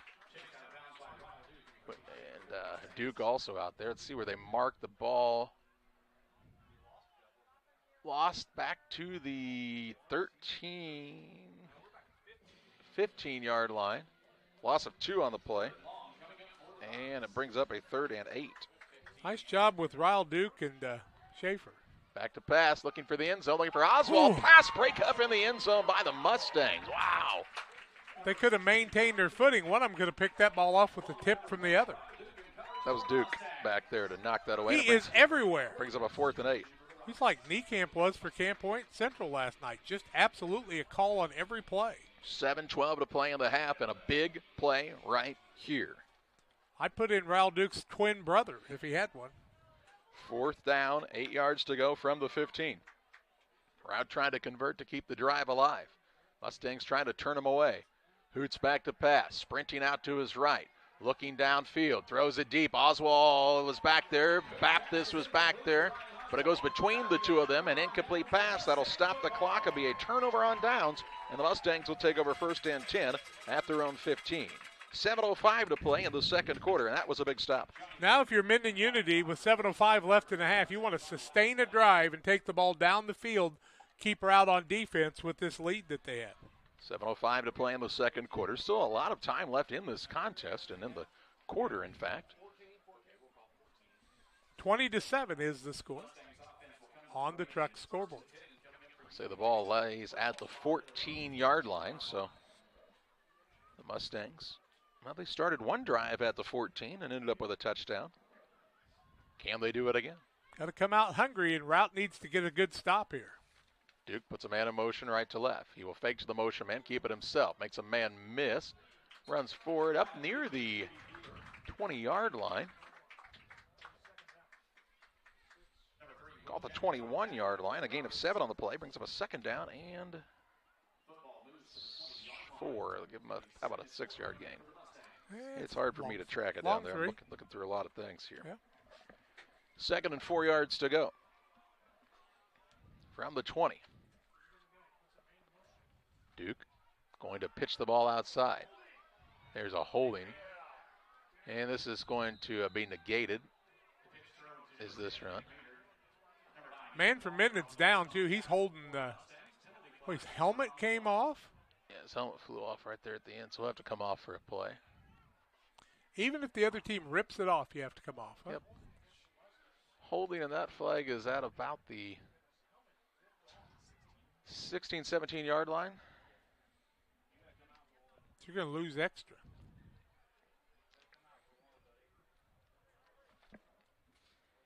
That was Maynard whose helmet came off, the 5'8", 170-pound senior. He's got to go to the sideline for a play since the helmet came off.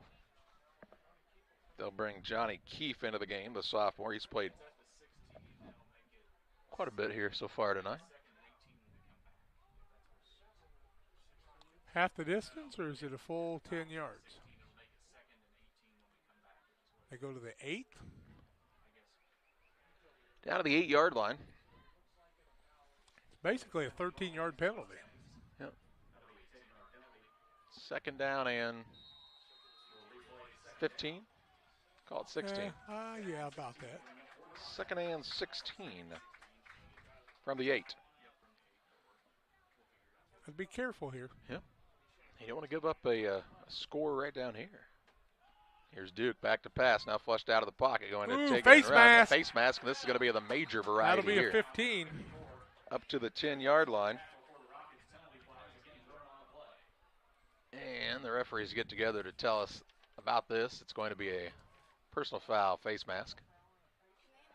15-yarder. But not an automatic first down. 60 yards in penalties. Not automatic, but it will be enough for a first down as he did gain 2 yards on the play, and then the ball set up to the 25 after the penalty. 9th first down, this one via the penalty.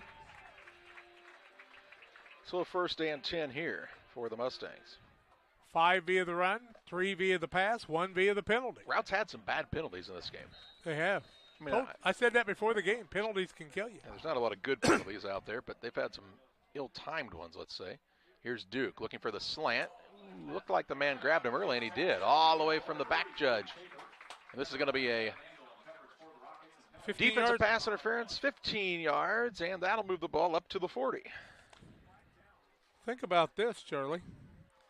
10, 15, 15, 5, 15, and 15, 75 yards in penalties. 6 penalties already, all but one a major at the 5:57 mark of the second quarter. That's a lot of penalties. Flag here. And big ones. 5:57 to play in the half.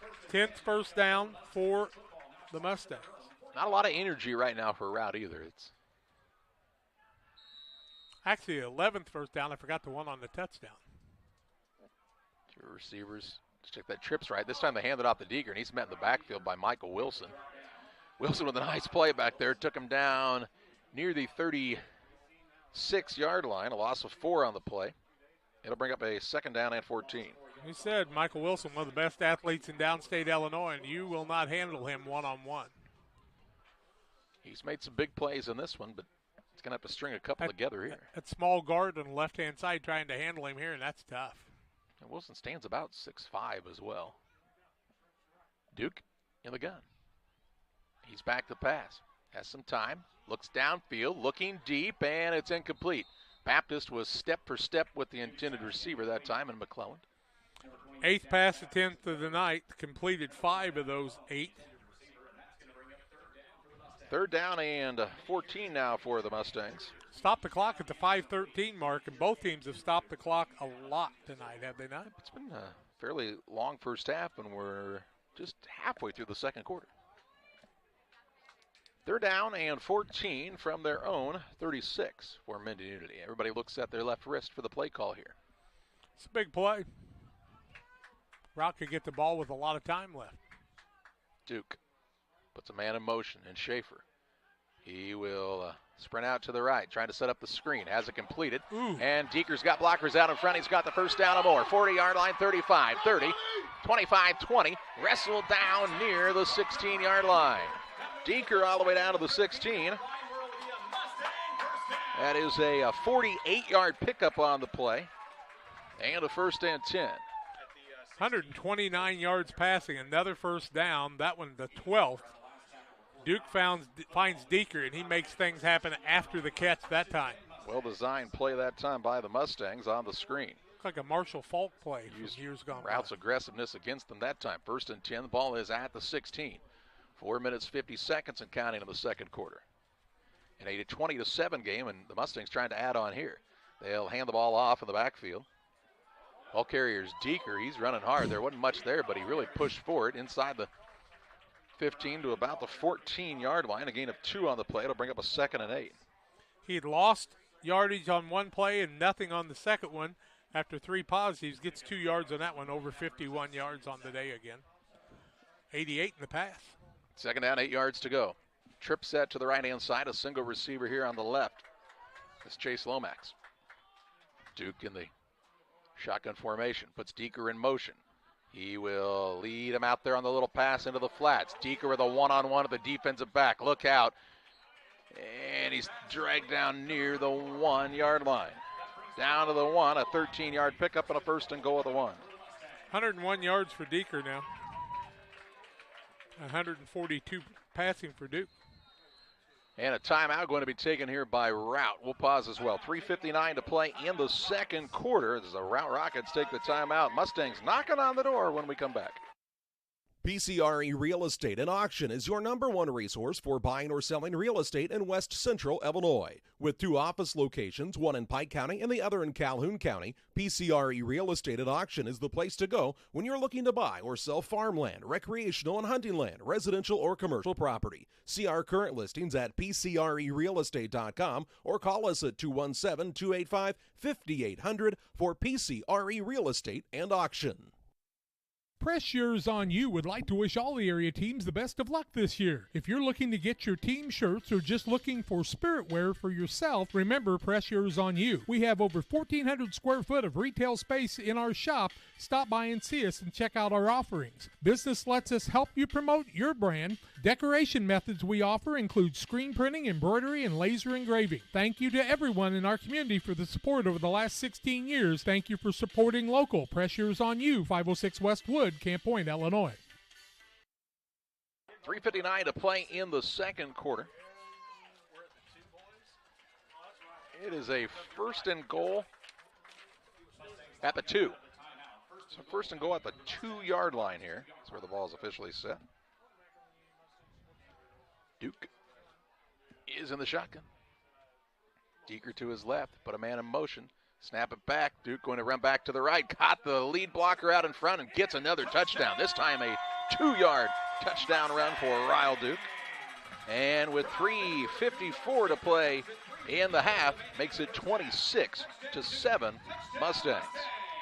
Mustangs just keep answering, do they not? Wow. Answer after answer after answer. Should we mention they also get the ball to start the second half.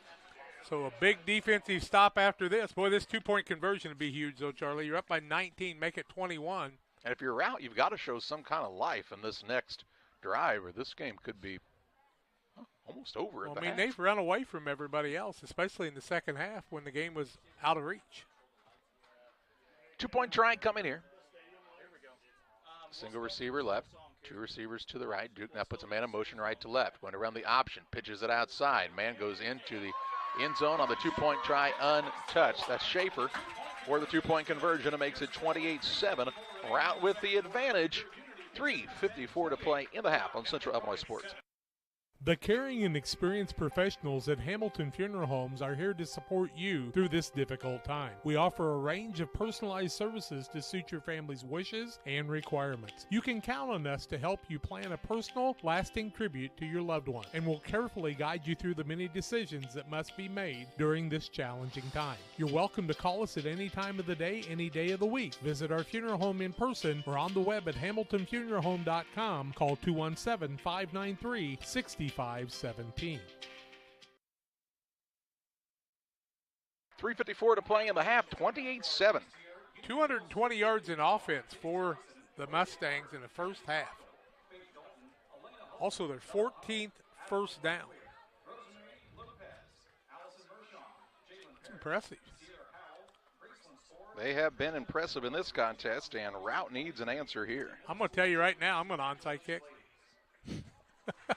I mean, if you onside kick and get the ball right back now, this game could be mentally over. If you don't get it, though, you give Routt a short field and a chance to get a score. The way they can pass the ball, everything's short, it seems like.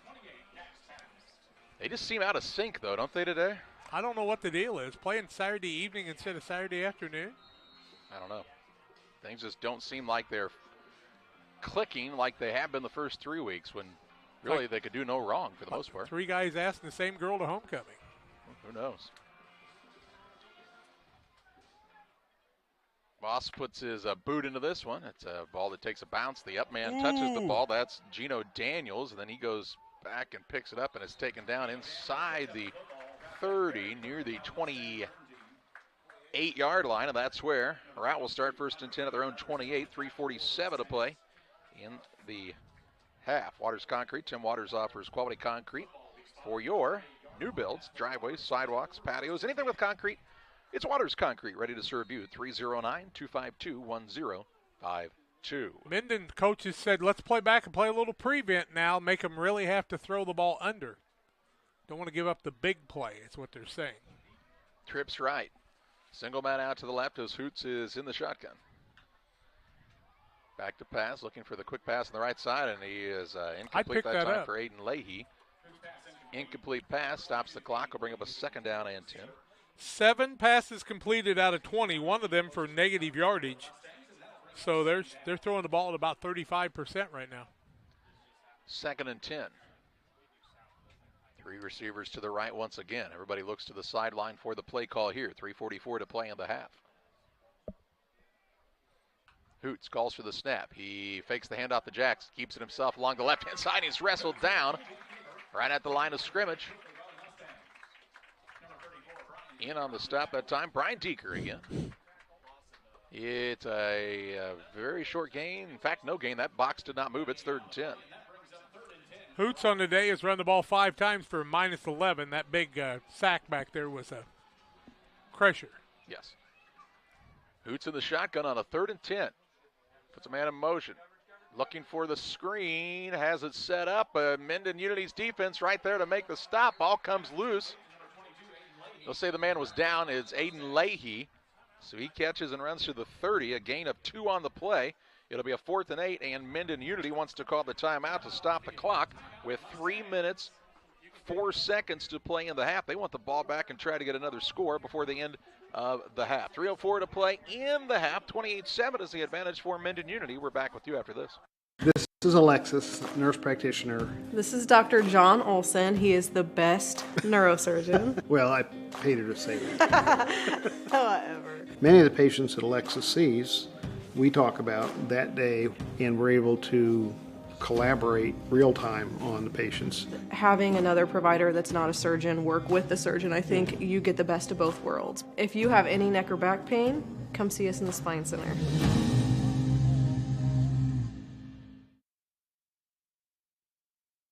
.304 to play in the half. 28-7 is the Unity Payson lead. Rout's got a 4th and 8 from their own 30-yard line, and what you would assume be a punting situation when they come out of the timeout that was taken by the Mustangs. Rout's punted the ball a lot. More than they'd care to, I'm sure. Maybe more than they have on the season. More than I've seen any one team, I think, punt. Baptist will be the punter. He stands back near his own 16-yard line. I don't think I'm going to try to field this one. I'd probably put all 11 of my guys in the line. Don't see a lot of good returns on punts anymore, do you? Not a ton. Usually a lot of penalties. Schaefer stands back near his own 32. Baptist puts his right foot into this one. It's an end-over-end kick. It's going to take a bounce and roll dead as everybody gets away from it on the Unity side and rolls dead at the 41-yard line. And that is where the Mustangs start 1st and 10 at their own 41. Not bad field position with still 2:55 left in the first half. So a 1st and 10 here for the Mustangs, who have been pretty impressive here this evening. I find it interesting on a punt. You're not supposed to be able to release till the ball is hiked, right? And there were 4 guys down the field. The outside 2 guys can release early, but the rest of them, there were 4 or 5 route guys already down the field. Good speed. 1st and 10 from the 41.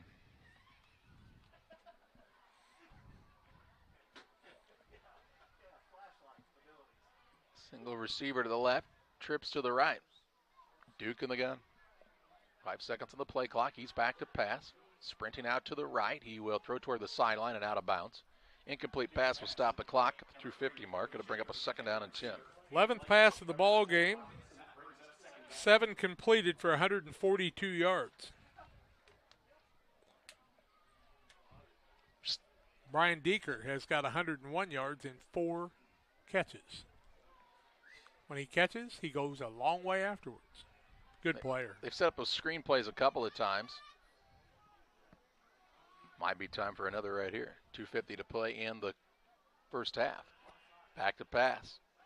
Steps up to avoid the rush and right into the defense. Ball comes out and the Mustangs do dive on it, but they're going to take a big loss on this play. Back to the 34-yard line. A loss of 7 on the play. And it's going to bring up a 3rd and 17. A lot of pressure. Yeah, Duke usually can get loose from that, but a nice job by Routt in the middle. Michael Wilson and company doing a nice job making things happen. He's going to be an all-conference pick there in that nose, or call it a tackle, whatever you want to call what he's playing right now. Pretty slight built young man.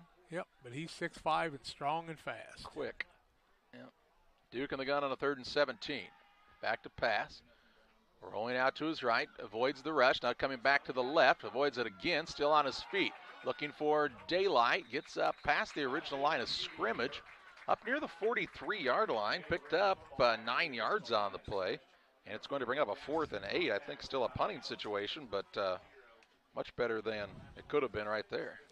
4th and 8, 2:01 left in the half, with the squad from Mendon leading 28-7. We've got a timeout on the field. We'll pause as well. 2:01 left in this first half of play as you watch high school football on Central Illinois Sports. Did you know that Prairie Land FS doesn't just sell seed? They treat it and box it right here at one of their local facilities, then deliver it to your farm or fields. Growers trust Prairie Land FS to deliver top-performing crop protection products that promise the best performance before, during, and after the growing season. Prairie Land FS, your leading supplier of choice. 2 minutes, 1 second to play in the second quarter. 4th down here for the Mustangs of Unity Payson.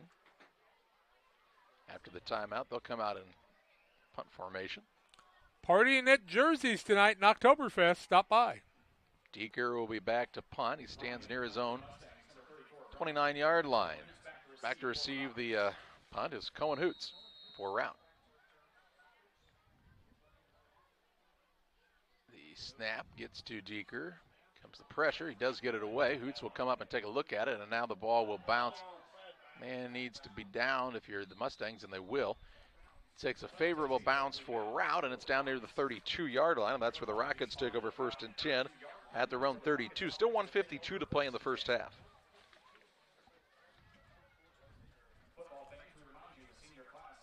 First down, 10 yards to go for Routt.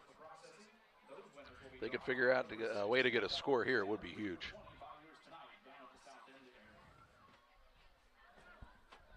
Well, the Cardinals bunted for a base hit. Well, wonders never cease. Playing again already, huh? Yeah. Nothing, bottom of the 4th. Playing in a hurry.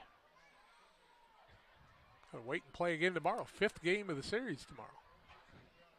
It's because of that late start. 2 receivers to either side. Hoots puts a man in motion. He'll hand it off to the motion man. They'll run the reverse back to Baptist with Hoots as the leading blocker. Looking for a corner. Now cuts back to the middle of the field. And still on his feet on the scamper here. He's got the first down now. Up near the 45-yard line. Then well, there was a late hit way out here. Gets out to the 45. It's a 13-yard pickup and a 1st and 10.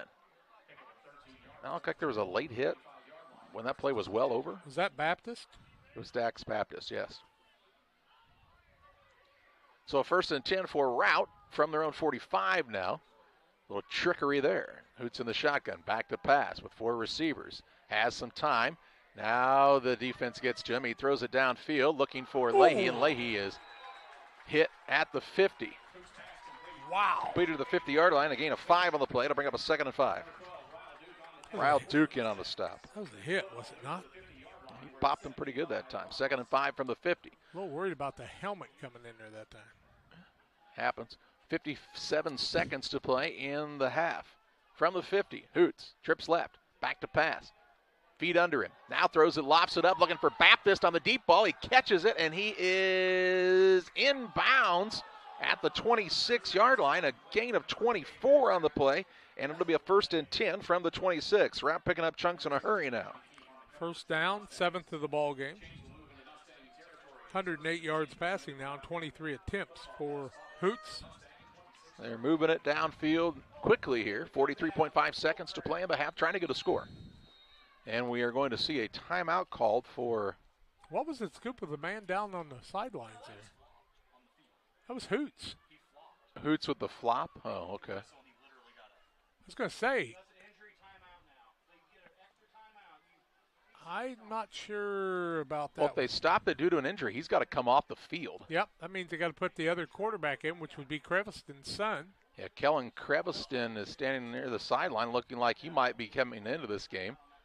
So Hoots on the alleged injury, it looks like. Kellen Creviston's in this game, the sophomore quarterback. Playing a little Lou Gehrig. Development here. What's the other guy's name? Uh-huh. That he started for? It's Wally Pipp. Yeah, Wally Pipp. Trips left. Creviston back to pass, looking for the quick hitter on the left side, in and out of the hands of the intended receiver in Leahy. That'll stop the clock and bring up a 2nd and 10. Now we'll see if they switch quarterbacks back. Hoots is sitting over on the sideline. He's taking his pads off, it looks like, over there. I hope he's okay. He's up moving around. Creviston looking to the sidelines for the play. The sophomore quarterback with 40.3 seconds to play. Now Hoots has his helmet in his hand. He's ready to come back on the field. 9 seconds on the play clock. Rout's got to run a play here, though. Trips left. Creviston back to pass. The sophomore steps up. Now avoids the rush. Now he's going to be taken down. Slung to the ground this time by Devin Sparks. Sparks takes him down inside the 25 to the 24. A gain of 2 on the play, and it brings up a 3rd down and 8. Here comes Hoots back to the field. So 3rd and 8. Clock counting with 18 seconds to play in the half. Trips left, single man to the right. Hoots in the shotgun. Oh, it looked like the whole left side moved early. He's back to pass, rolling left. Throws downfield. That ball bounced. Bounced incomplete. And stops the clock with 7.6 seconds to play. It'll be 4th and 8. 4th down and 8 yards to go here on the incomplete pass. Got 24 yards to go for the score, right? And a timeout now called by the Mustangs. We'll take a quick one as well. 7.6 seconds to play in the half. Back after this. When I'm driving in my car with my family, I've got 2 kids and a wife, and 4 of us are driving a car, we literally get excited when we see a DOT truck. It's actually a sense of pride. Why I would encourage anyone to work at DOT. We take care of each other. The company continues to grow and expand. That to me is what brings me to work every day and that I enjoy. Diversity, culture, family, all of those things, if you want them, you should be at DOT.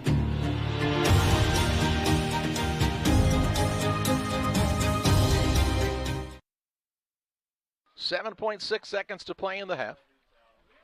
Timeout was taken by Unity Payson. Stay tuned for the Little Jess Motors halftime show. Little Jess, right across from Quincy High School. Great deals on Jeeps and Chryslers. See their entire staff family-owned business, then they'll treat you like family at Little Jess Motors. Routt was out of timeout, so the Mustangs took the timeout, which gives Routt an opportunity to set something up here. Not sure why they called that timeout, but we'll see if it works out good. Trying to set the defense, I guess. We're going to have to get Barry Wright mic'd up through all games next year. He's telling us about rules left and right. In high school football, anybody can go down the field after the ball snapped on the punt. If he would just, yeah, but I'm talking about, All right, here we go. It's a trips left, single receiver to the right. Hoots will be on the shotgun.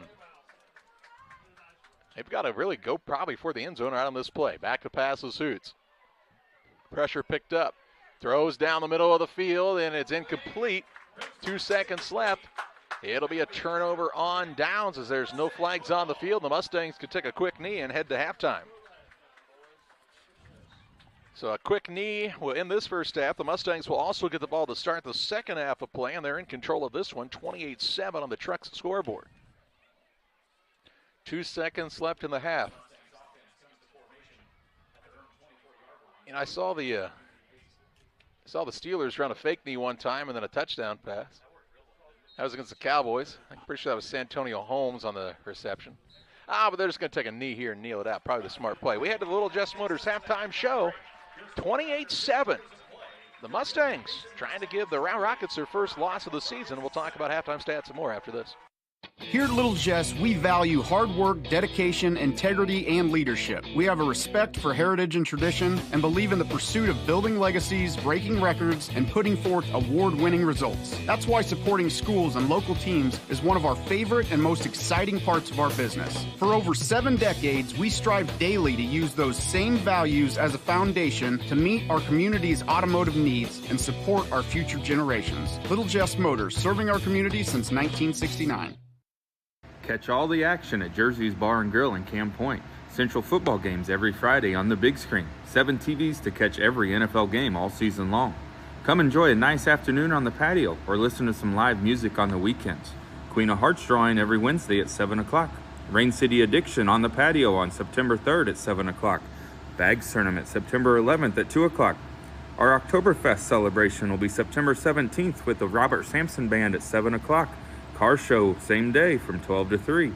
Get to Jersey's Bar and Grill in Camp Point, your hometown sports bar. I am Shelley Brinicki. I'm a lifelong resident of Pike County.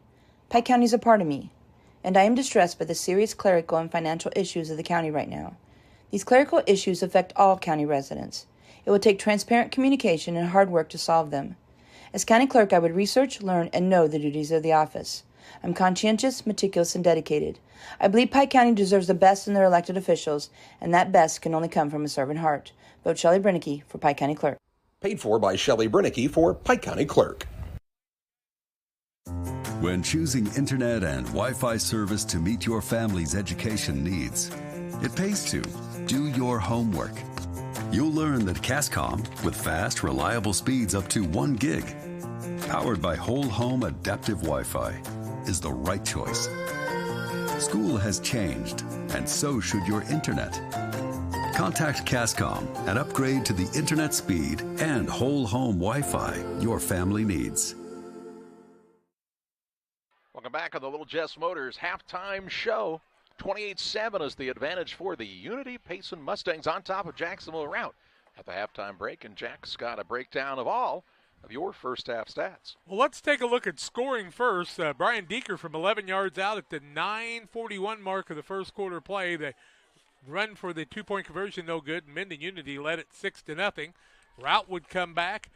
Let's see, I got to turn the page here. At the 3:32 mark of the first quarter, a 19-yard pass play to Oswalt from Hoots. The kick was good, and it was a 7-6 Routt lead. That'd be the last time they'd lead in the ball game, because with 1:19 left in the first quarter, Ben McClellan on the pick six from 26 yards out, and the pass to Deeker for the 2-point conversion was good.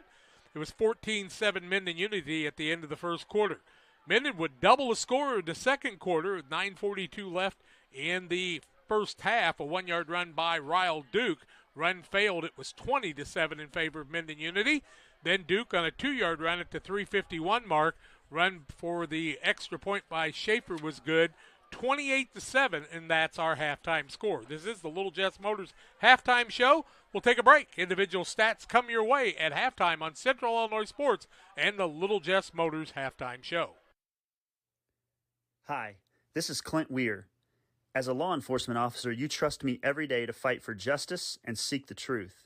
You trust me to serve your family and your friends with compassion and understanding. And most importantly, you trust me to lead Pike County with grace and dignity. Now I'm asking you to trust me once again. My little brother, Gage, is running for Pike County Treasurer. As Treasurer, Gage will continue to fight for transparency and fairness to ensure that Pike County continues to be the best place to live and raise a family. You put your trust in me to serve my community. Now I'm asking you to trust my little brother, Gage Weir, to continue a legacy of quality and excellence. Vote Gage Weir for Pike County Treasurer this November. Paid for by Gage Weir for Pike County Treasurer. Camp Point Central Sports are proud to have Dear Wester Grain as a sponsor of this broadcast. Dear Wester Grain, there for you for all your grain and feed needs. Why don't you give them a call and check out all the locations of Dear Wester Grain? With locations in Golden, Paloma, Mount Sterling, Clayton, La Prairie, Liberty, Industry, Carthage, and Blandonsville. For more information, call Dear Wester Grain Services 696-4461. That's 696-4461, or on the web at dearwestergrain.com. Call Best Systems Builders for all your insulation needs. We are a full-service insulation contractor offering both open and closed cell spray foam, blown cellulose, and fiberglass installation. Best Systems has 2 BPI certified professionals ready to inspect your home or business today. You may qualify for incentives through the American Act on Energy program. Call Scott or Michael at 217-285-6005 for your free estimate, or visit us online at gobestsystems.com and start saving money on your energy bill today. Williams Auto Sales, 439 North 3rd in Quincy is your headquarters for quality used vehicles. Shop their 439 North 3rd location Monday through Friday from 9 to 5 and Saturdays 9 to 2. Check out their inventory of WilliamsAutoSalesQuincy.com or call Tony the Truck Guy at 217-223-3325. Williams Auto Sales, 439 North 3rd in Quincy, wishing the Panthers the best of luck this year. Give them a call at 217-223-3325. Williams Auto Sales. Abney Home Improvement is a family-owned company with Christian values. We have a passion for helping our customers find the best products at a great price. We understand making a large purchase of windows and doors for your home is a big investment. Our mission is to be completely upfront with you. We have built our business on trust and reputation. We depend on our customers to refer us to friends and family for their home improvement needs. Call 573-221-0886. We finish what we start with quality for you. Abney Home Improvements, 100% satisfaction is what we build our business on. Mendon Payson leads at 28-7 at halftime over Routt Catholic High School. Routt ran the ball 13 times for 30 total yards, threw 26 passes, completed 10 for 108 yards, 138 total yards in the first half. For the Mendon Unity squad, they rushed the ball 18 times for 93 yards, completed 142 yards in passes on 7-11 passing from Ryle Duke, 235 yards in the first half, and it tells you part of the reason they're leading by that amount. Will Jackson for Routt, 39 yards and 6 carries, 1 carry for Michael Wilson for no positive yards, minus 11 yards for Cohen Hoots on 5 carries. Kellen Creviston got 2 yards on 1 carry. Leahy with 3 yards on 1 carry and 13 yards for Baptist on 1 carry. Receptions on the day, Oswald has 40 yards in 5 receptions, 27 yards in 2 receptions for Baptist, 41 yards for Aiden Leahy in 3 receptions. Penalties, 75 yards in the first half on the Routt Catholic Rockets. Penalties on the other side, 33 yards in penalties for Mendon Unity, 142 yards passing. The receptions went 101 yards to Brian Deeker, 21 yards for Chase Lomax, and 20 yards for Cody Schaefer. Rushing, 11 rushes for 39 yards for Ryle Duke. Brian Deeker had 51 yards on 6 carries and 3 yards for Cody Schaefer in the first half rushing. And that's the 28-7 halftime lead for Mendon Unity. We take a break. More comes your way on the halftime show. Little Jess is our sponsor. Back with more after these. If you're near retirement or thinking about retiring, you probably have questions. How do you make your savings last? How much should you take out and when? You're ready for retirement, but are your finances? Your Edward Jones financial advisor, Derek Harris, can help you build a strategy to help your finances keep up with your needs over the long haul.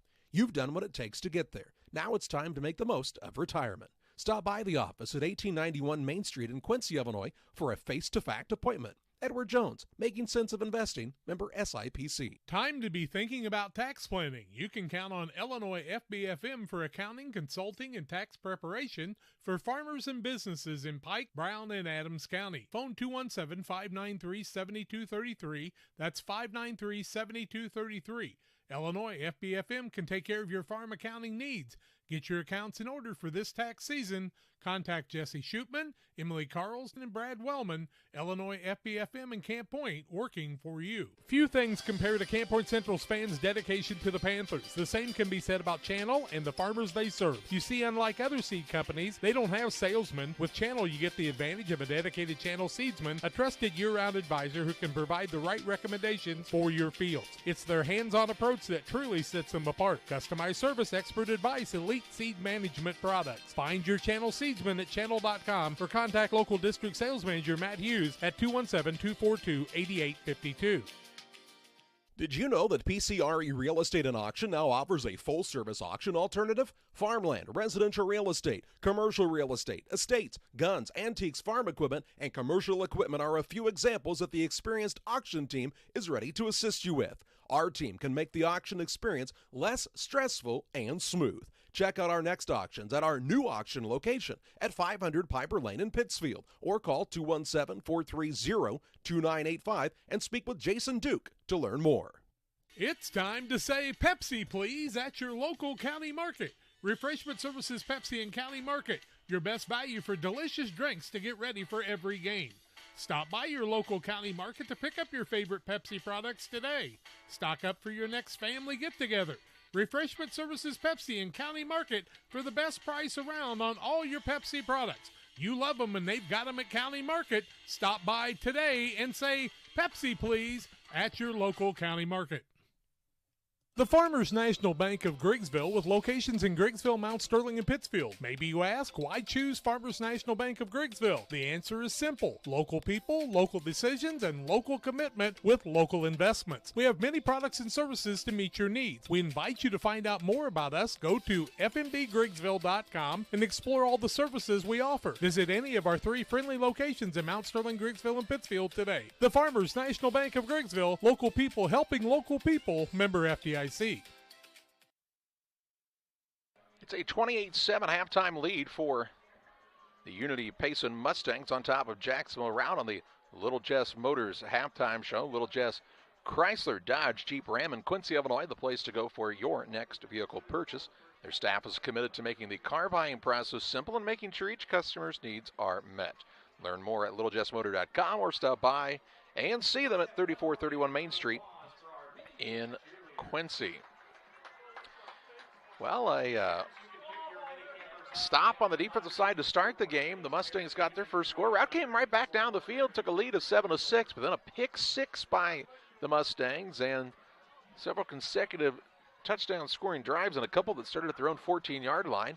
And they were able to capitalize with scores. Routt's had a couple of drives stall out inside the 30-yard line of Mendon Unity, or this could be a much closer game, but as it is, a 28-7 advantage for the Mustangs. They're trying to even up their record at 2-2 on the season. Rout's trying to improve to 4-0 on the year.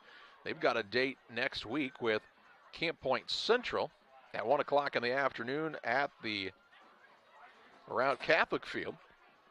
And for Mendon Unity, a week from now, they head to Triopia, who's winless on the season at 0-4. So the Mustangs looking for a big win here today. The Mendon Unity squad has Triopia next week, then they're home against Beardstown, at Brown County. A couple tough back-to-back games. They're home against Carrollton, who's down this year, and then at West Central, who moved their record to 2-2 last night with a win over Pleasant Hill. So a opportunity for this Mendon Unity squad with a win today. If you look at the rest of their schedule, probably looking at 3 more games that they would be favored in. Tell you what, by that time of the season, Carrollton could be hard to handle, and West Central's playing pretty decent. A lot of toss-up games there, so this is really important for them. Routt on the other side, with Camp Point Central next week, they could look at a 3-2 record very quickly. Yeah, Rout's still on this season. They started 3-0. They've got this game today. They're down 28-7 at half. Then they're home against Camp Point Central, at Brown County. They finished the season the last 3 weeks, home against Triopia, home against West Central, and at Greenfield Northwestern in Week 9. And could be a game where two teams are battling for their playoff lives and playoff positioning. West Central in that. Probably not Greenfield Northwestern. Greenfield on the year, though. Undefeated. Correct, but what I'm saying is they could be battling for a position of where they could, with a win, maybe secure a home game. You got to go to Fleur-de-Lis at the end of the season against Greenfield Northwestern. You better not need that win because you will not be favored. I don't care if you're the Calhoun squad that won back-to-back state championships. Speaking of that Greenfield squad, they did move to 4-0 on the year. They lead the South right now. They've got a game on the road at West Central next week, home against Carrollton, at Pleasant Hill Western. And then they finish at Brown County and home against Routt in the last 2 weeks of the season. So a couple of tough ones to end the year for Greenfield. Those are the kind of games you want to play right at the end of the season, though. Help prepare you for the playoffs. I know they wouldn't want to do that, but, it's kind of sad that the last 2 games of the season don't have a little versatility to roll so you can match people up and get some good matchups at the end of the year. I know they're never going to do that, but instead of having an 0-7 team play a 7-0 team. It's the way that it rolls sometimes, though. We are going to pause for our final break of the Little Jess Motors halftime show. 28-7. Unity Payson on top of Routt. Second half play-by-play next on Central Illinois Sports. Damon Plumbing, serving all of Pike County and the surrounding area with quality residential and commercial plumbing services. Damon Plumbing offers septic installation, drain cleaning, new water lines, remodel work for your home, or if you're planning a new build, make sure you include the Damon boys. To get it right the first time, no job too big. Have you seen Braden and Doug? Or too small? Sorry, Corby, couldn't resist. Call Braden at 217-491-5415 or Doug at 217-617-2318. Damon Plumbing, recommended by our family for your family. When you think of fall, what comes to mind besides pumpkins, honey, and football? How about fertilizer? Studies show more than 1/3 of your crop's yield is determined by fertilizer alone. Studies also show as much as 40% potassium and 30% phosphate gets tied up in stalks and residue, as well as high clay content. Nutrient Ag Solutions recommends Titan, which is an innovative fertilizer catalyst designed for use with dry fertilizer blends. Titan will keep nutrients from being tied up and increase fertilizer availability in your crop. Titan is a low-cost option to improve crop fertility. Contact your nutrient crop consultant today. Brian Dickut Trucking, LLC has been in business since 1995. Brian Dickut Trucking offers hauling of liquid and dry fertilizer, grain, rock, feed, lime, with local and long-distance hauling. Brian Dickut Trucking is located at 1878 East 2100 Street, Camp Point. Call them at 217-257-8302. That's 257-8302. Long dumps, short dumps, hoppers, and tanks. When you need it hauled, trust the experts at Brian Dickut Trucking, LLC in Camp Point. They deliver. Illini Community Hospital is committed to providing high-quality specialty care close to home. We are pleased to welcome Dr. William Severino, urologist, and Dr. Mark Mount, ear, nose, and throat physician, to the consulting physician clinic team at the Castile Center. Specialty care is also provided for orthopedics, cardiology, podiatry, obstetrics, oncology, and more. Learn more by visiting IlliniHospital.org or call 217-285-2113, extension 3950 to schedule an appointment. They're just about ready to start the second half of play. 28-7 is the Unity Payson lead on top of Routt. Routt will be in the kickoff formation. So if you're Routt, do you get desperate here and try to get the ball back on the opening kickoff? Down by 3 scores? I don't know. I think Rout's defense has been pretty good this year. So I think you have to trust that your defense can get a stop. Haven't had many so far. Have not. I mean, I know one of the touchdowns is a pick 6, but they've given up 3 scores. I mean, they haven't given up 28 points total. No. Well, 2 drives for Unity Payson started at their own 14-yard line, too. I mean, those are drives. And the last one, though, was aided. I mean, nothing to take away from Unity Payson's drive because they capitalized. The last one was aided with some bad penalties by Routt. Well, Rout's got to clean those penalties up because 75 yards and 6 penalties, most of them majors.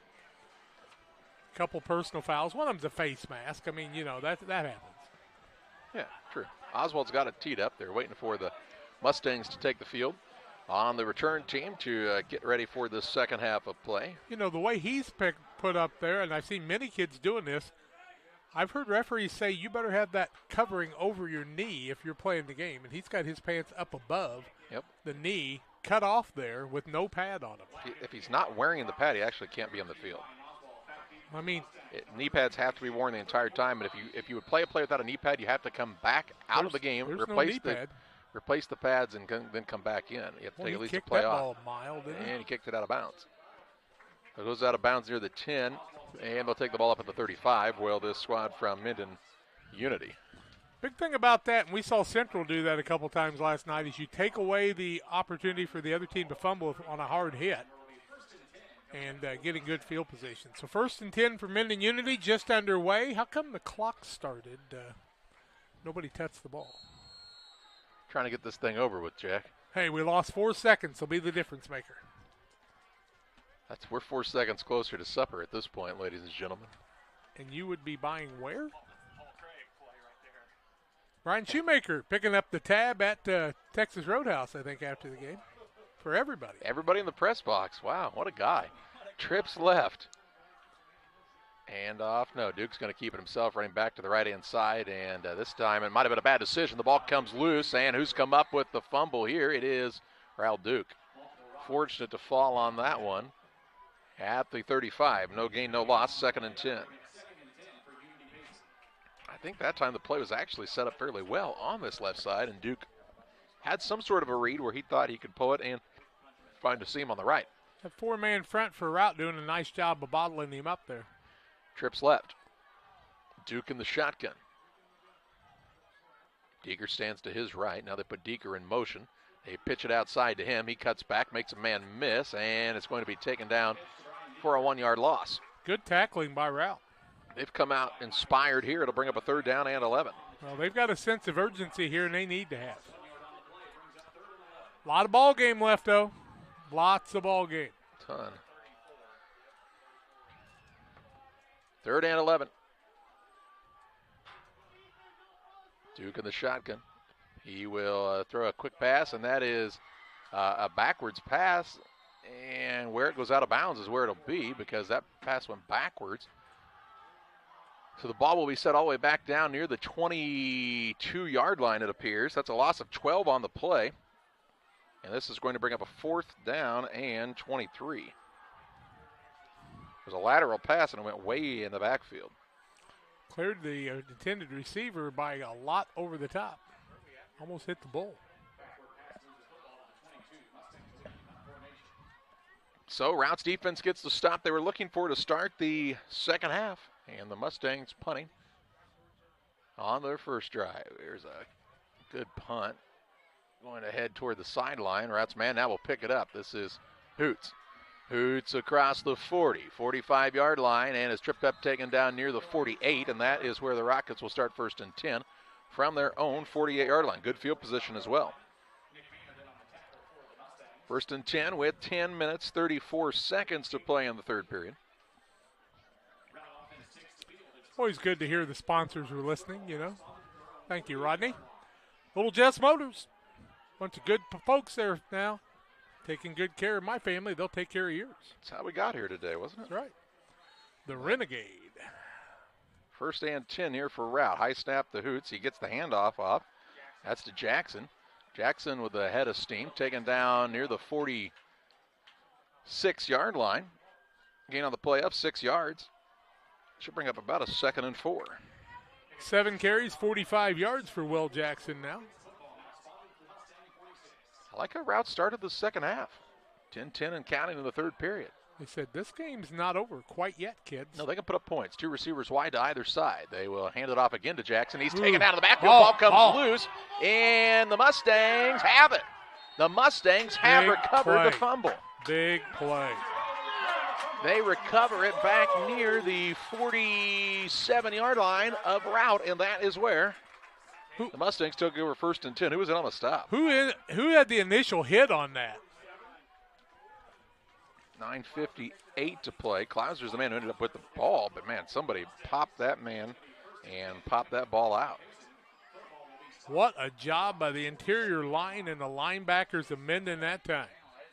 That could be a backbreaker. Routt. Man, Routt had everything going their way. Looked like they were going to be able to make some things happen. And now Mendon's got the ball past midfield on the 47-yard line to the Rockets. Up 28-7 on the Trucks LLC scoreboard. Second takeaway of the night for the defense for the Mustangs. Trips right. They're going to try to get it out in the flats.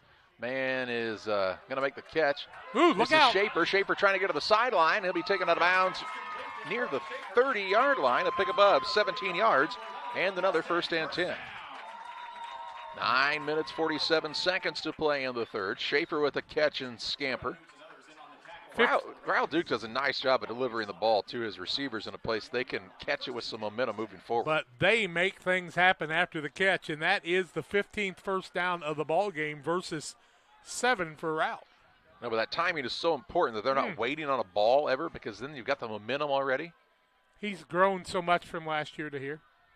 And now this is a false start. 5-yard penalty. Ooh, I believe that's what we're going to see here. I don't know. John Walter kind of put his hand on his shoulder like it could be illegal participation. No, but it's going to be a false start.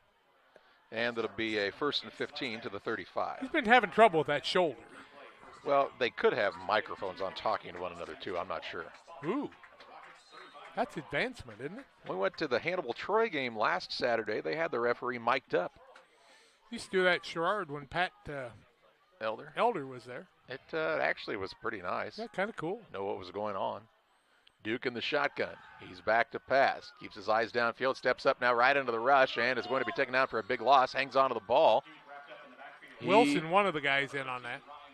Oswald also in there. Yep. Back to the 41. A loss of 6 on the play. And it'll bring up a 2nd down and 21. He had 39 yards on 10 carries. The last 3 carries, 0, 0, and -6. 2nd and 21 from the 41. 8:38 and counting in the third period. 28-7, the Unity Payson lead. Trips left.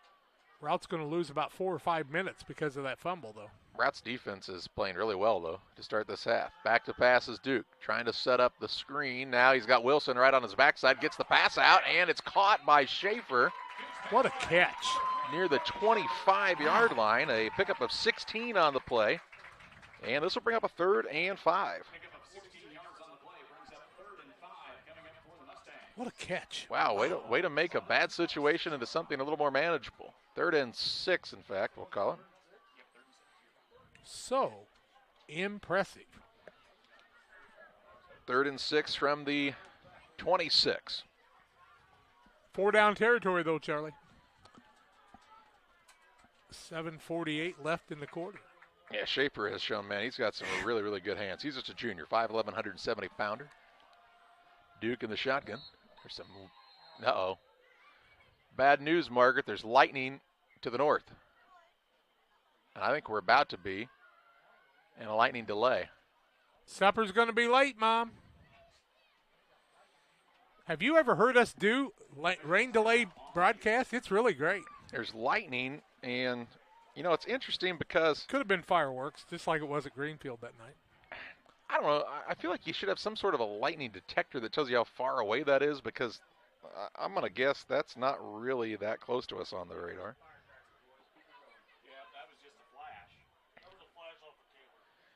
So we're going to have what appears to be a lightning delay.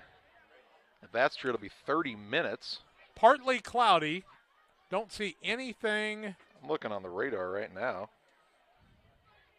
I mean, there's a little pocket moving to the northeast, north of Canton, Missouri.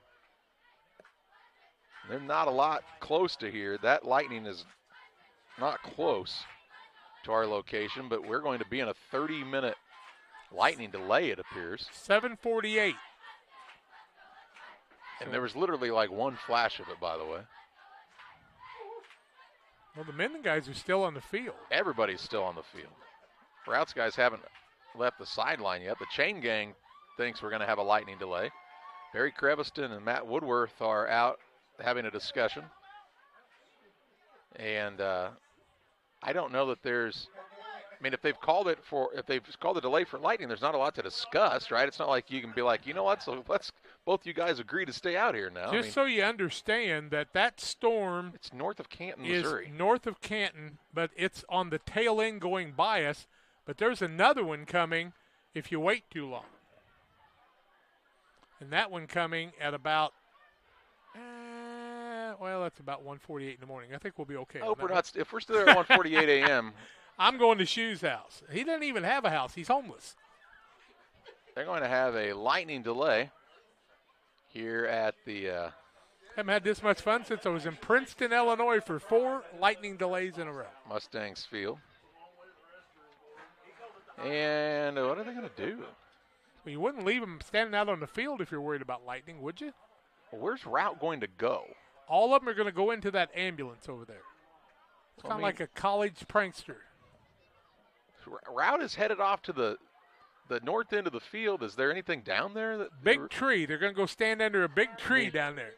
All right, it's lightning. Go stand under the big tree. The rest of you stay on the metal bleachers. We'll try to sort out what's happening here. Pause for a break. We're in a lightning delay. 7:48, the official start time of that. Back with more on Central Illinois Sports after this. Hello, everyone. Welcome to the beautiful and historic city that is Pittsfield, Illinois, a community that feels like home. Home to over 4,000 residents, a progressive and growing community serves as an amazing place to live, learn, work, and play. With civic, charitable, family, and recreational activities available, you'll never be bored here. Attend an event or festival. Play some disc golf on our new championship course. Spend the day fishing, or even catch a Civil War reenactment. As a community driven by success, Pittsfield provides numerous incentives to assist citizens and local businesses. Our goal in Pittsfield is to truly advance and prosper. Staying healthy is made easy here, with access to doctors, dentists, and other medical specialists throughout the community. People come to Pittsfield for a variety of reasons: stately historical homes, an abundance of natural resources, hunting, scenic areas along the Illinois and Mississippi rivers, festivals, recreational opportunities, and much more. People stay in Pittsfield simply because life here is great. Picture yourself in Pittsfield today.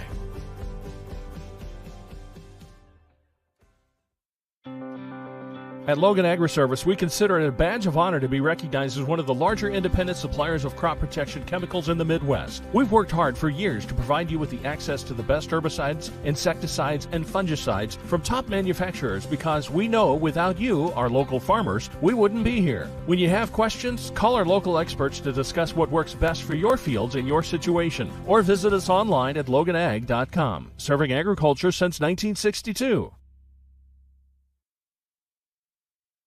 Catch all the action at Jersey's Bar and Grill in Camp Point.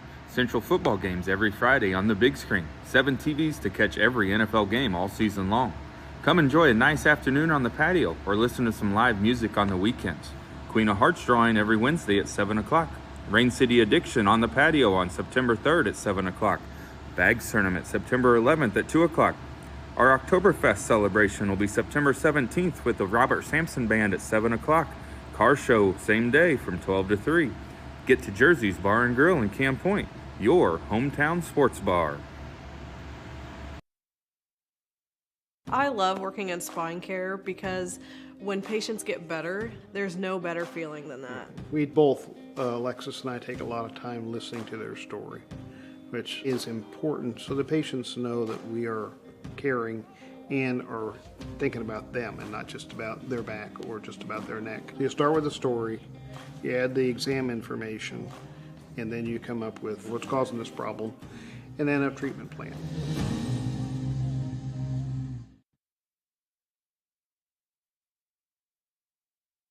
.737 to play in the third. It's a 28-7 Unity Payson advantage on top of Jacksonville Routt on the Truck scoreboard.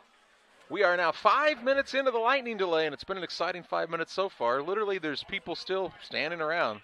They put Rout's team under a large tree in the north end zone because if there's anything I know about lightning, it's they won't strike large trees.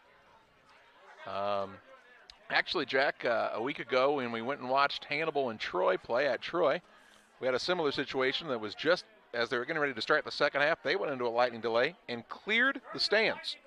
Well, everyone had to leave. That makes more sense than leaving people out here on metal bleachers. I won't disagree with that, but they cleared the stands, and I was watching on YouTube because we ended up leaving. They were in an hour delay there, and by the time they came back to live play, there was nobody there. You know, that in that contest, Aeneas Williams, who's one of the top-ranked players in his class, actually I think might now be the number 1 ranked running back in the junior class in the United States, playing for Hannibal, Missouri, finished the game with 250 total yards in the first half of that game against Troy. He was kind of like a decoy most of the time, except for when they needed big plays. He's also the punter. They went for it 4th and 8 from about midfield and 4th and 12 from their own 33, and he picked up both on run plays. Pretty impressive young man. If you get a chance to see him play, he's worth the price of admission. Didn't Aeneas Williams just play for the Cardinals football team? Played for the Rams, actually. Yeah, okay. Yep. Different Pool Aeneas holes Williams. Oh, we're on Pools watch. A lot of folks coming to Central Illinois Sports to see how he's doing. So, if you're wondering about the lightning delay, it's Hunter's fault. Can't be. There literally was 1 stroke of lightning off in the distance. We have not seen any since. I say that and then knock on wood. There's plenty of it around here, most of it from 1965. It's sucked in some moisture in its day. Mustangs homecoming, has that already happened, Brian? Or are we still shy of homecoming? Last day of September, September 30th. They're having one of the late ones compared to most people.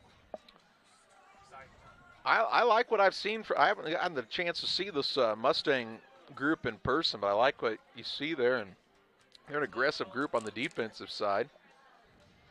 They've really got a pretty nice job here in this contest. I thought Routt looked like they had some momentum going, and then the turnover on the fumble, and now that momentum that came back in Unity's way may be gone because of the lightning delay. Aeneas Williams, Barry Wright tells us, played for the Arizona Cardinals and the St. Louis Rams, so I was right. And so was I. Doesn't happen often, does it? Barry's sitting at home. Probably watching Albert Pujols strike out, I'd say. Oh, well. It happens for some guys a couple hundred times a year.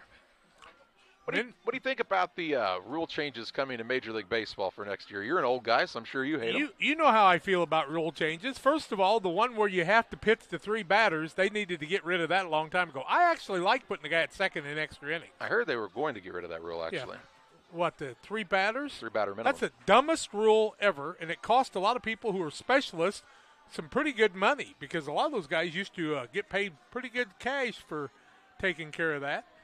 But what do you think about banning the shift, or really banning the shift with infielders, because you could actually because you're so bad at hitting, you can't adjust. That's what that is. Ted Williams would tell you, adjust, bunt, put the ball in play. Yin-yangs. Not a lot of bunting that goes on, even with the shift completely over, and there'd be nobody from the shortstop position toward the third base bag. There's another. I mean, you know, you got 40 foot to put the ball in play. Now, can I ask you a question for Sure. a moment? All right, the referees sent this game into lightning delay. We'll get back to baseball talk in a moment. The referees now are in their locker room. So who's monitoring if the lightning's getting out here right now? Me and you. I might have sent somebody a text that say there were fireworks going on in Canton, Missouri tonight. I think you blew it. Well, you never want to That actually happened in Greenfield, honest. South of town, they were shooting fireworks, and they delayed the game for 30 minutes. You never want to be reckless with it when it comes to lightning. No. I want safety first. There are such things as lightning detectors, and I think there might need to be a requirement of fields because you can see lightning a lot farther away than maybe it actually is. When you're leaving that decision in the hands of people like Barry Wright, who's a dear friend of mine, you know some bad things are going to happen. Barry, how you doing tonight, buddy? Wow, Barry, I didn't say that. I just want to let you know. What's he going to do to me? Probably going to drive over here and. I can outrun him now. I'm sure of it. I don't think so. Barry Wright, Jack Hole races. Everybody get your tickets. Brian Shoemaker will be the PA announcer. We'll get a hold of FanDuel for that one and see what we can. 5-yard race, so it's got to be short. Yeah. Better be really short. You get your buddy that you like to listen to on your blogs all the time on that one, Pat McAfee. Pat joining the college game day scene. Barry Creviston is coming across the field. He's coming to see who's in charge of this one. How much time's left? That's the game officials, as in the people who work for the school, are actually in charge, we're told at this point, of a lightning delay. Once it goes into a delay, you can tell it has cooled off some. So maybe a little bit of a cold front getting ready to come through. One of my old Legion baseball players, Ken Wilson, head coach at Nevada, losing to Iowa with 2:18 left in the second quarter, 17-0. Hey, can I tell you a quick update on your race? You don't care. Barry Wright says he will win that race easily. He didn't even say Can I tell you, no Barry, competition. You've been in a coma twice. Easy, Jiminy Christmas. Shots fired. Things escalated quickly there. Tennessee over Akron 35-0 at halftime. North Carolina beating Texas Tech 20-7. Texas Tech having their problems. Missouri State 17-14 over number 10 Arkansas with 14:41 left in the third quarter. That'd be an upset. Oklahoma State leading Arkansas Pine Bluff 49-7. Where do they find these opponents? Pine Bluff, Arkansas. Yeah. Ohio State 42-14 at halftime over Toledo. And number 23 Pittsburgh 13-6 over Western Michigan with 2:40 left in the half. Florida up over South Florida 24-10. Michigan State losing to Washington. Number 11 Michigan State losing to Washington 22-0 with 4:36 left in the second quarter. I always hate to see Michigan struggle. That's Michigan State. Another lightning. And it might be here to that 1:48 a.m. Yeah. Michigan 59-0 over UConn today. Kentucky 31-0 over Youngstown State. Baylor beat Texas State 42-7. Oklahoma over Nebraska 49-14. And number 1 Georgia 48-7 over South Carolina. They might be number 1 in your book. And Cody Algers. Oregon, the 25th rated team, beat number 12 BYU 41-20 today. Penn State, number 22 Penn State beat Auburn 41-12. That's unbelievable. Why? Because, I was watching the update. Name 3 players on Auburn. Well, there's I remember their coach over at Auburn, Illinois. Pretty good group. Yeah, I think it's a different Auburn, actually. Ole Miss beat Georgia Tech 42-0, and Alabama struggled with Louisiana Monroe 63-7. Number 19, Wake Forest, 37-36 over Liberty in top 25 football action. And in the Big Ten, Maryland 17-13 over SMU with 4:30 left second quarter. Michigan winning 59-0. Kathy says lightning delay. Yes, dear, lightning delay. Overtime, Indiana beat Western Kentucky 33-30, and Southern Illinois beat Northwestern 31-24. But it's been a while since that's happened. Syracuse over Purdue 32-29. Rutgers over Temple 16-14. Minnesota 49-7 over Colorado. In other action, Wisconsin beat New Mexico State 66-7. Barry Wright tells us, just for the record, 1974 Greenfield beat Jacksonville and Quincy in a track and field meet. How many small schools can say that? Barry, I know you were fast in high school. We're 65 and 66 years old. It ain't high school, son. Yeah, but you were never fast, so how are you? I was the fastest fat kid in my school. What are you talking about? I don't think that counts the same way. We're in a lightning delay if you're just joining us here from Mendon Unity. Mustangs on top, 28-7 on Jacksonville Routt on the truck scoreboard. The original lightning delay started at 7:48. That means the closest we could be back into place 30 minutes past that point. And I'm not sure if that means we can bring the teams back out at that point or we can be ready to play at that point. I don't know, but Cabrera's in pitching for the Cardinals, and he just gave up a double with one out. People here for those updates, I'm sure. They are. Edge of their seat. When you're doing things exciting like the lightning delay here at Mendon Unity with a 28-7 game with 7:37 left third quarter. Barry says he can beat you running backwards. Not just beat you running, but beat you running backwards. Okay, set yourself up for the loss, big boy. Where are we having this at? Winchester tournament? That'd be good. We'll go up and down the steps. That way Barry can be in good shape before that takes off. Why, you think he'll get a game there? He's worked a game or two at the Winchester tournament over the years. The 100th coming up this year. Have you ever worked the championship game, Barry? Is that right? 100th Winchester tournament? 100th Winchester tournament. Last year should have been, but there wasn't a 2020. 2020. 2 years ago would have been 99, yep. Yeah, last year should have been. But it was 99. Yep. They'll play it. It'll be fun. And we'll bring it all to you. What kind of a momentum killer can a break like this be? I mean, you just had halftime. You're just kind of getting everything flowing again. Well, I mean, for Routt, who we thought looked a little fatigued, it's got to be good for them to get a little rest, even just coming out at halftime. But you're going to have to come back and be fired up here. And my question is, what if you aren't able to resume play in this game tonight? You got to come back on Monday? Yeah, I would say they're not going to play it on Sunday. I'd say that'd be it.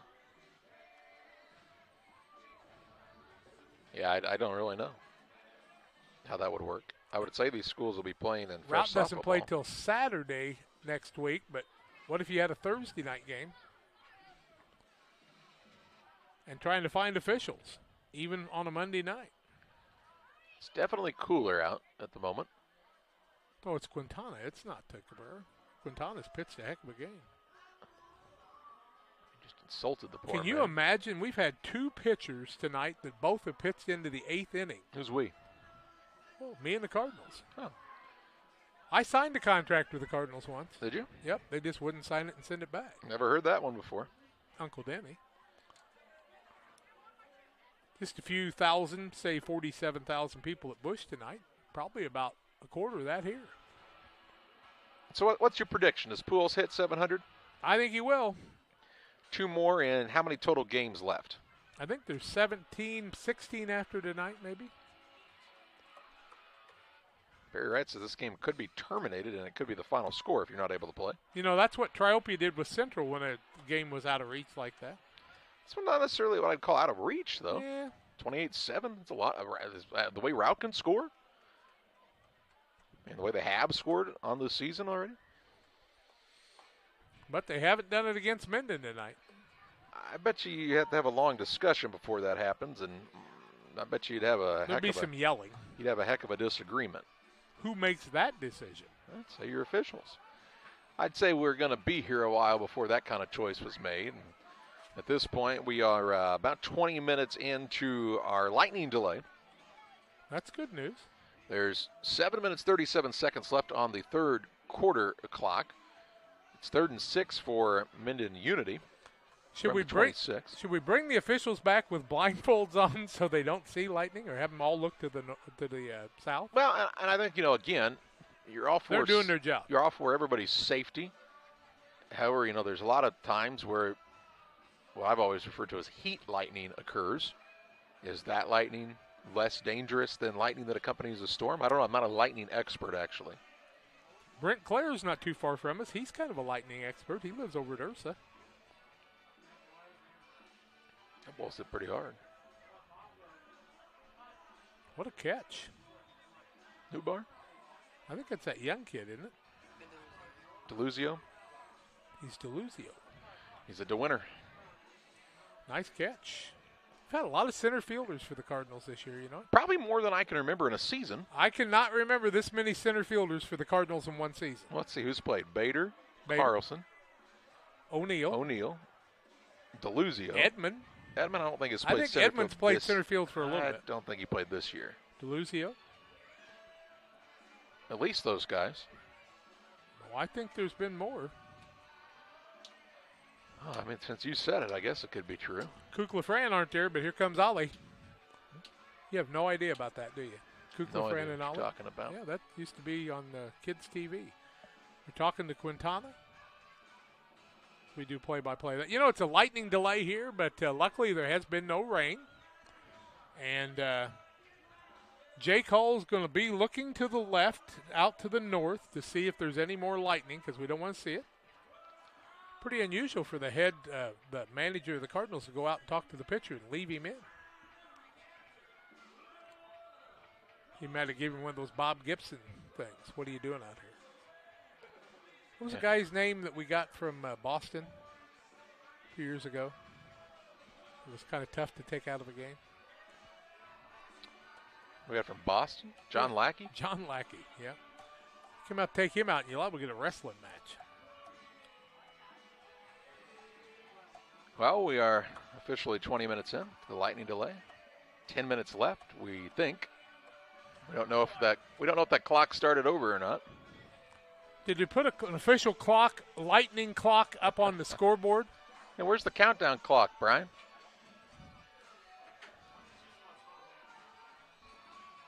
So Hunter's official? Must be. If you use hashtag #GoUnityMustangs on your tweets right now, your tweet could appear on the big board here at Mendon Unity. That's hashtag #GoUnityMustangs. You don't even have to be a Unity fan if you want to. Try it. You just do hashtag #GoUnityMustangs. I want to see you get on the board there, Charlie. We could try it. Hashtag #GoUnity. Is that on Twitter? Yeah. Do you know what that is? I told you about that once in a call-in show. Yeah, let's not repeat that. Got in trouble.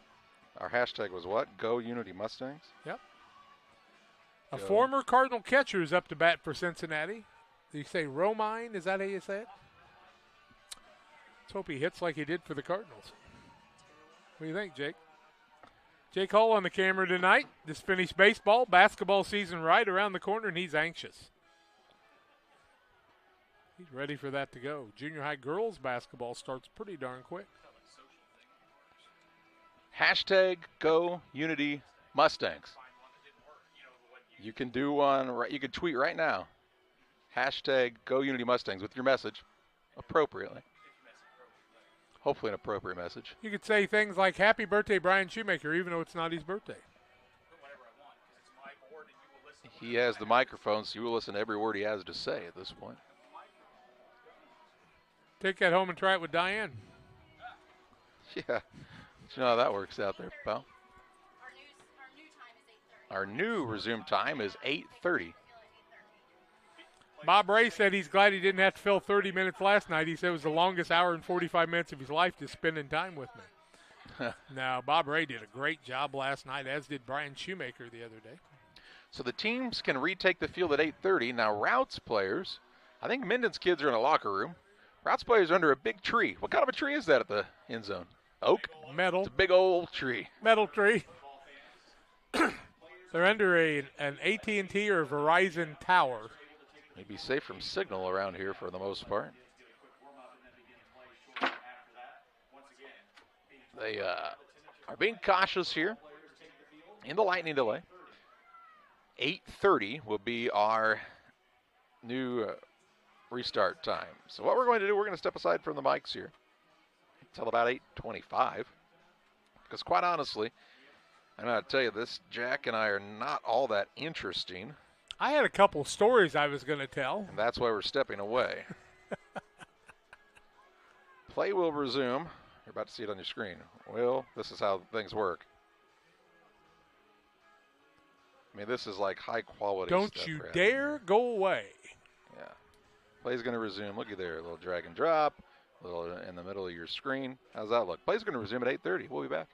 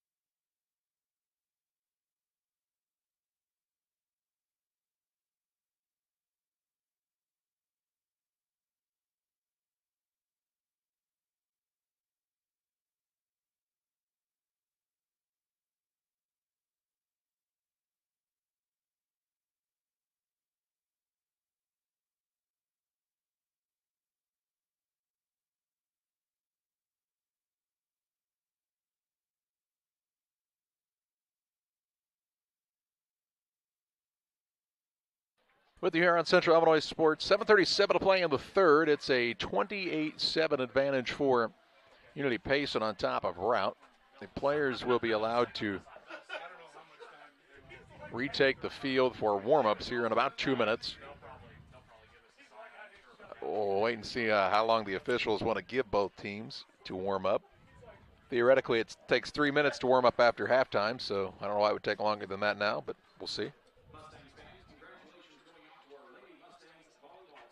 Principal Josh Arnsman comes up and gives the booth some information. We've been in the lightning delay since 7:48 p.m. There has not been any lightning within, I'm going to guess, 25 miles of here. It was lightning north of Canton, Missouri, so if you're up that direction, seek shelter maybe. Mendon football when we come back, right, Charlie? It will be 3rd and 6 from the 26, 4-down territory. Yep. As well, so we're going to see what they agree on for a warm-up period here. Again, when you come out at halftime, you get 3 minutes. Well, they put 3 more minutes on. You could come out earlier than that. You don't see it a lot. John Walter is going to do some calisthenics. 3 minutes. Get himself loose.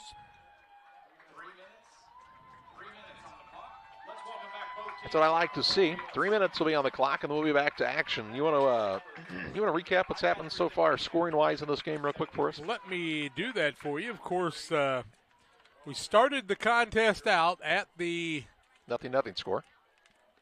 9:41 mark. Deeker went in from 11 yards out. Point after was no good, and Mendon led it 6-0 in the first quarter. Then Routt would take a 7-6 lead. And I thought, man, there was a bomb upstairs there. 3:32 left in the first quarter. A 19-yard pass to Oswalt from Hoots. Kick after was good, and Routt led it 7-6. That would be the last time Routt would lead in the game, as Mendon Unity would score at the 1:19 mark on a pick six by Ben McClellan. From 26 yards out, the point after was good from Deeker, and it was 14-7 Mendon Unity. 9:42 left in the half. Duke on a 1-yard run. Run failed, 20-7 Mendon Unity. And at the 3:51 mark, Duke on a 2-yard run. Run by Schaefer after was good, 28-7 at halftime. And that's where we're at right now. Rout's had the ball. Mendon Unity's had the ball. And it's 28-7. We've got a little over 7 minutes left in the third quarter after the lightning delay. Both teams out on the field getting some stretches in. We're about 1 minute and 50 seconds away from go time. And we'll be back to live action in this quarter on a 3rd and 6. This is a drive for Mendon Unity that started at their opponent's 47-yard line on a fumble by Routt. That's how they got the ball back. And a drive that Routt looked like they really had something going. A couple good plays in a row, and then the fumble kind of had that fizzle out on them. Routt kids are out kind of doing some sprints right now. Mendon Unity throwing the football around, doing some little quick runs, little karaoke. Not the kind where you sing with the words. Mendon looks like they're ready. Won't be long now. We're just about go time here. Go Gadget. Big series right here. If Mendon Unity can pick up a first down deep in the Routt territory, this 28-7 lead, or tack on a score, that could be a backbreaker. If Routt can hold them here, that could be momentum for them. What you don't want to do if you're Mendon Unity is throw an interception and see Routt run one a long way back. I had a ton of success really handing the ball off to Deeker tonight. They really found him more in the flats on those short passes, and he's then Wait been till dangerous. They put him about 15 yards deep and get the ball.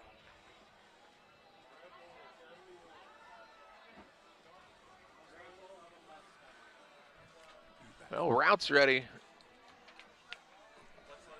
to roll. Mendon Unity are ready to roll. We're just about ready to rumble.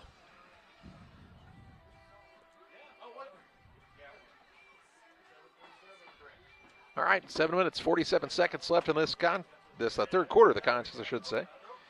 We had a rain delay of approximately 45 minutes, and it never rained. Well, it was a lightning delay. It wasn't a rain delay. Weather delay. How do you feel about that? Not real sure. We got a lot of lightning. All right, here we go.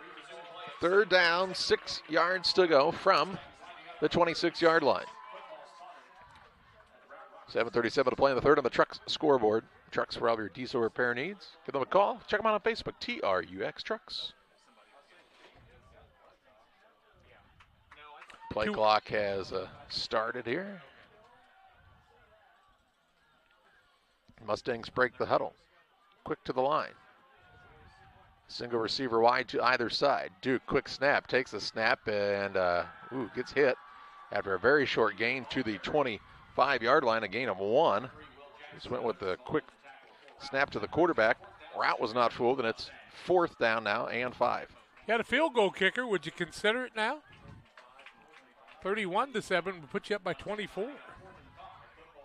4th down and 5 from the Route 25 right here for the Mustangs of Unity Payson.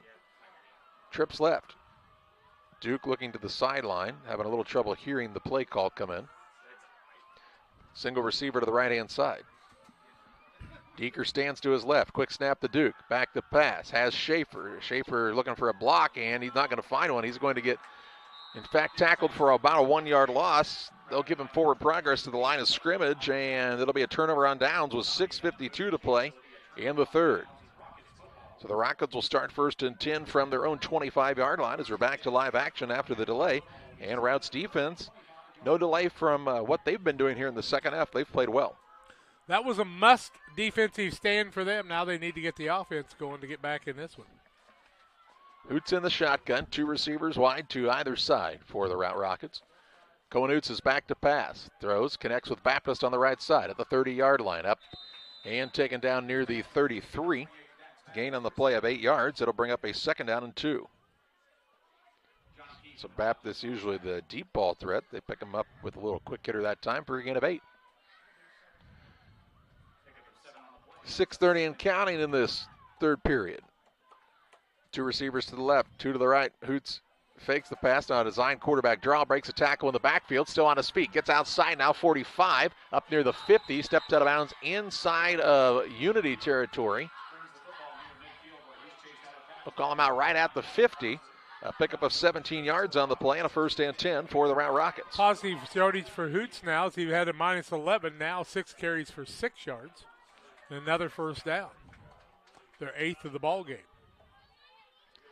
2 receivers to either side. Hoots in the gun. Back to pass. He goes on 1st and 10. Looking on the right side, there's Baptist again. Baptist is going to be ridden down now near the 44-yard line. There's a penalty flag that flies in late from the referee. The white hat threw it. And what's he going to say here? Personal foul against Routt. Who? Another one. Killers. I mean, just killers. Unsportsmanlike. 90 yards. Unsportsmanlike conduct is what his call was, in fact. Dead ball, unsportsmanlike conduct against Routt. You know, that can have cost you a player. It was completely away from the play. There was a 5-yard pickup.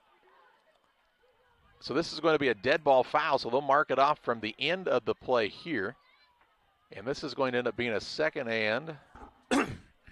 and 20 is what it should be, right? 1, 2, 3, 4, 5th 15-yard penalty against Routt, a 10-yarder and a 5-yarder on the night. Somebody must have said something. Yep. They'll mark it back to the 41-yard line. It's 2nd down. And 19 yards to go. Came in the offensive backfield of Routt. Yeah, coming completely away from any kind of action in the play. Clock counting down, 6 minutes to play in the third. Trips left. Single receiver to the right is Baptist. They're going to come up and try to pressure him a little bit now right at the line of scrimmage. Hoots in the shotgun. Takes the snap. Back to pass. Rolling to his left as he sprints out that direction. Throwing across his body. Hits his man. That's Leahy. It's up across the 50 to the 49-yard line. A pickup of 10 yards on the play. Brings up a 3rd down and 9. That is the 28th pass of the night for Routt. Yeah, the box is in the wrong spot. It's third and closer to 10 almost. Yeah, there we go. Original line of scrimmage is really where it's at. They're calling it right at the 50-yard line when he went out. Back to pass goes Hoots, trying to set up a screen. A lot of pressure, rolling out to his right. Eyes downfield, looks to the sideline, and incomplete. In and out of the hands of the intended receiver that time in Leahy. And it'll bring up a 4th and 10. I think his feet were out of bounds either way. I'm not sure that would have been a good catch.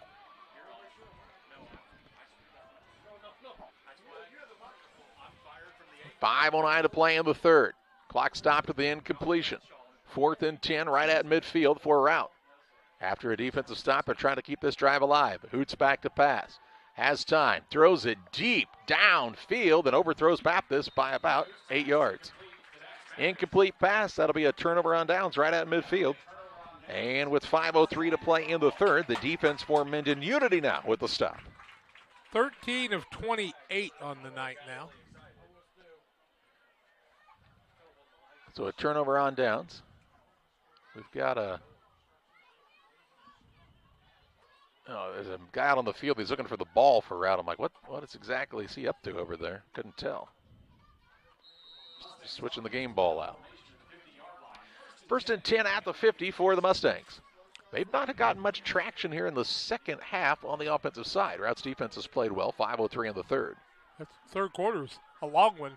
Yeah. Not even counting the lightning delay. Now here's a delay a game. False start.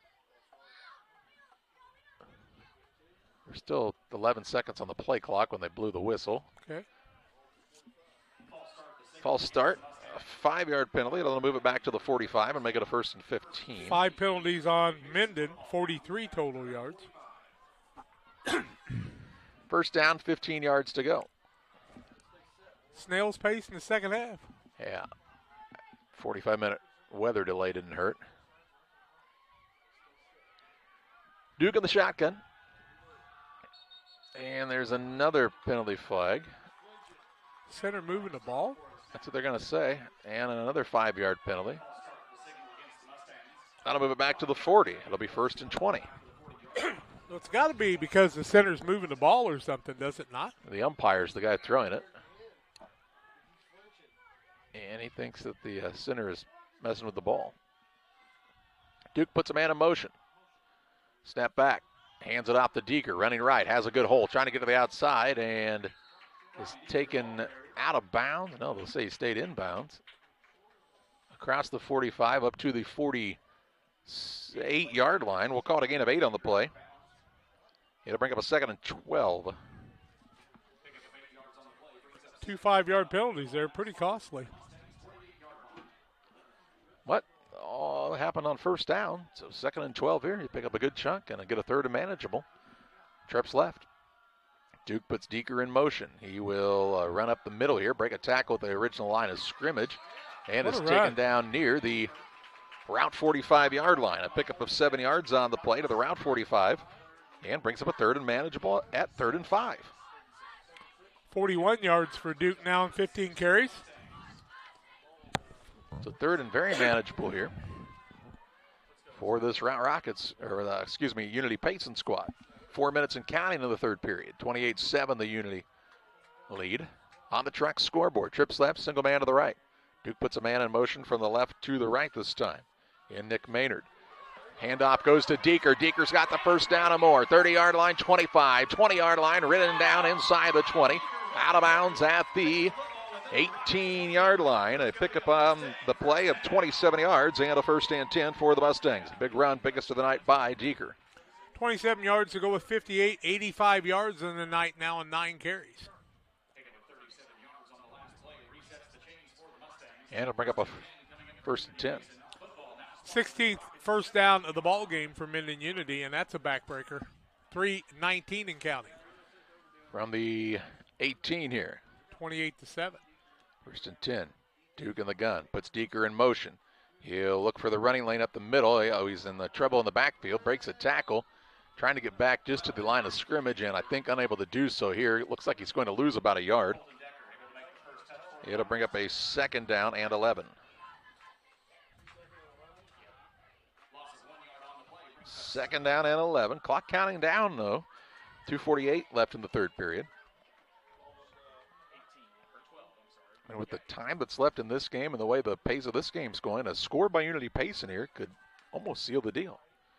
Deeker, they'll have him run up the gut. He's got a big hole right up the middle, taken down close to the 10-yard line. That'll be a gain of 8 on the play and bring up a 3rd down and about 3. Should be 3rd at about 3 here once they get the ball set. 93 yards now for him on 10 carries. Just over 2 minutes to play in the 3rd. 4-down territory on a 3rd and 3 here. Duke hands it off to Deeker. Deeker tries to dance outside. Now he's taken down close to the 1st down marker. Looks like he's about the 8-yard line. And I think this will be a 4th and 1.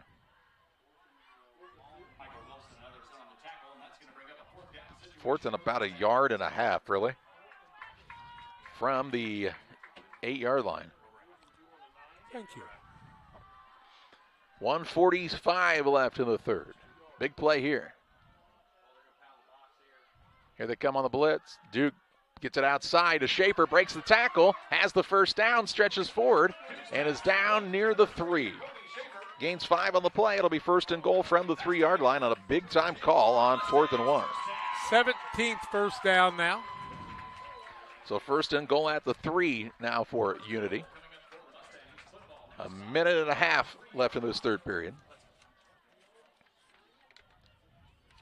Nice job by Duke. He sensed the pressure coming up the middle and got that ball out of there in a hurry. Schaefer made a man miss.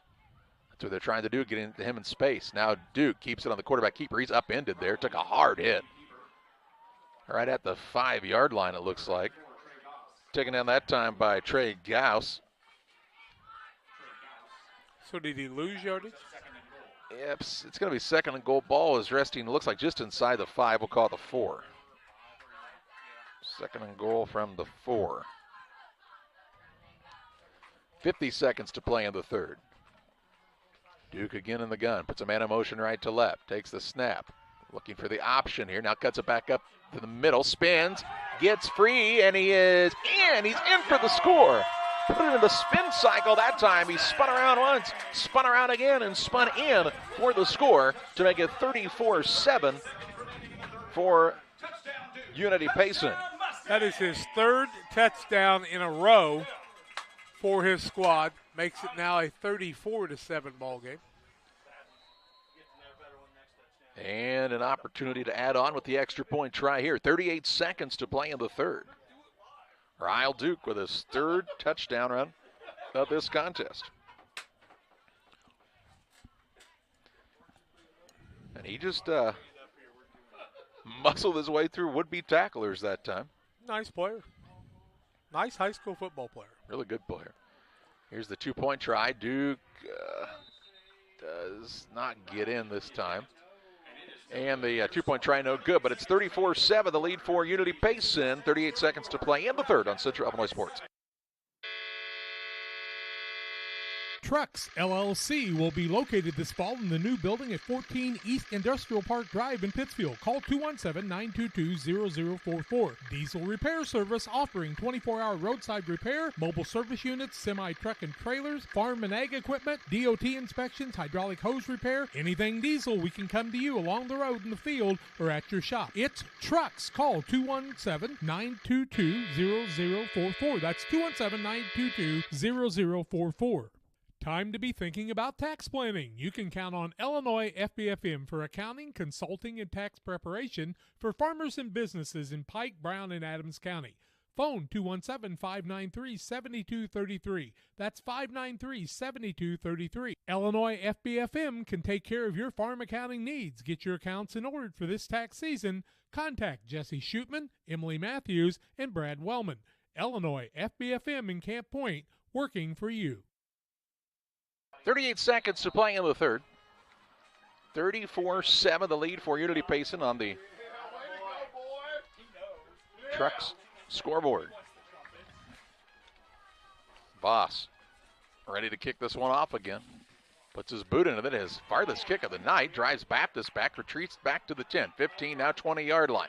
looking for a blocker at the 25. Breaks the tackle there and is going to be taken down near the 27-yard line. That's where Routt will start 1st and 10 at their own 27 with 29 seconds to play in this third period. Reelman and Twine, located just north of Pittsfield, across from the airport, your local headquarters for concrete lawn ornaments, statues, fountains, benches, and much, much more. Stop by and see Rick and Tracy Reel at Reelman and Twine or call 217-285-5013. 1st and 10 for Routt. They're 3-0. Defensive Mendon has been very good tonight. Yep. 2 takeaways, 1 for a score. Capitalized after a takeaway there. Here's Cohen Hoots back to pass, looking to his left. Penalty flag flies. Pass is completed. Man is taken down almost immediately. That's Leahy over there. But a flag flies and lays at about the 27-yard line. You think it's a hold in that situation? It'd be right at the line of scrimmage. It is an illegal block. Below the waist. Chop block. So if you go right below his, go for that block early, within the 3 or 4 yards, you can do that. You can't start high and then go low. It used to be a 3-by-6. Yep. So a penalty here on 1st down. They'll mark it back to the, should be, what are they at, the 19 it looks like? It's a 15-yard penalty. Called it a 10-yard here. Okay, 100 yards in penalties. It's 1st and 20? 25? The ball's at the 14. All right. Ball's at the 14-yard line here. 3 seconds left in the quarter. This will be the final play, unless it's an incomplete pass, and it is, as it goes in and out of the hands of the intended receiver that time, and Will Jackson. And with 0.7 of a second left, it's 2nd and long here. They've got to get up to the 37. And right now they're at the 14-yard line, so that's 23. 13 of 31 on the night now passing with an interception. This will be the last play, barring a defensive penalty in this third period. Here's a pass out and an incomplete pass. And I don't believe we have any penalties here. Or do we? We do have a penalty here.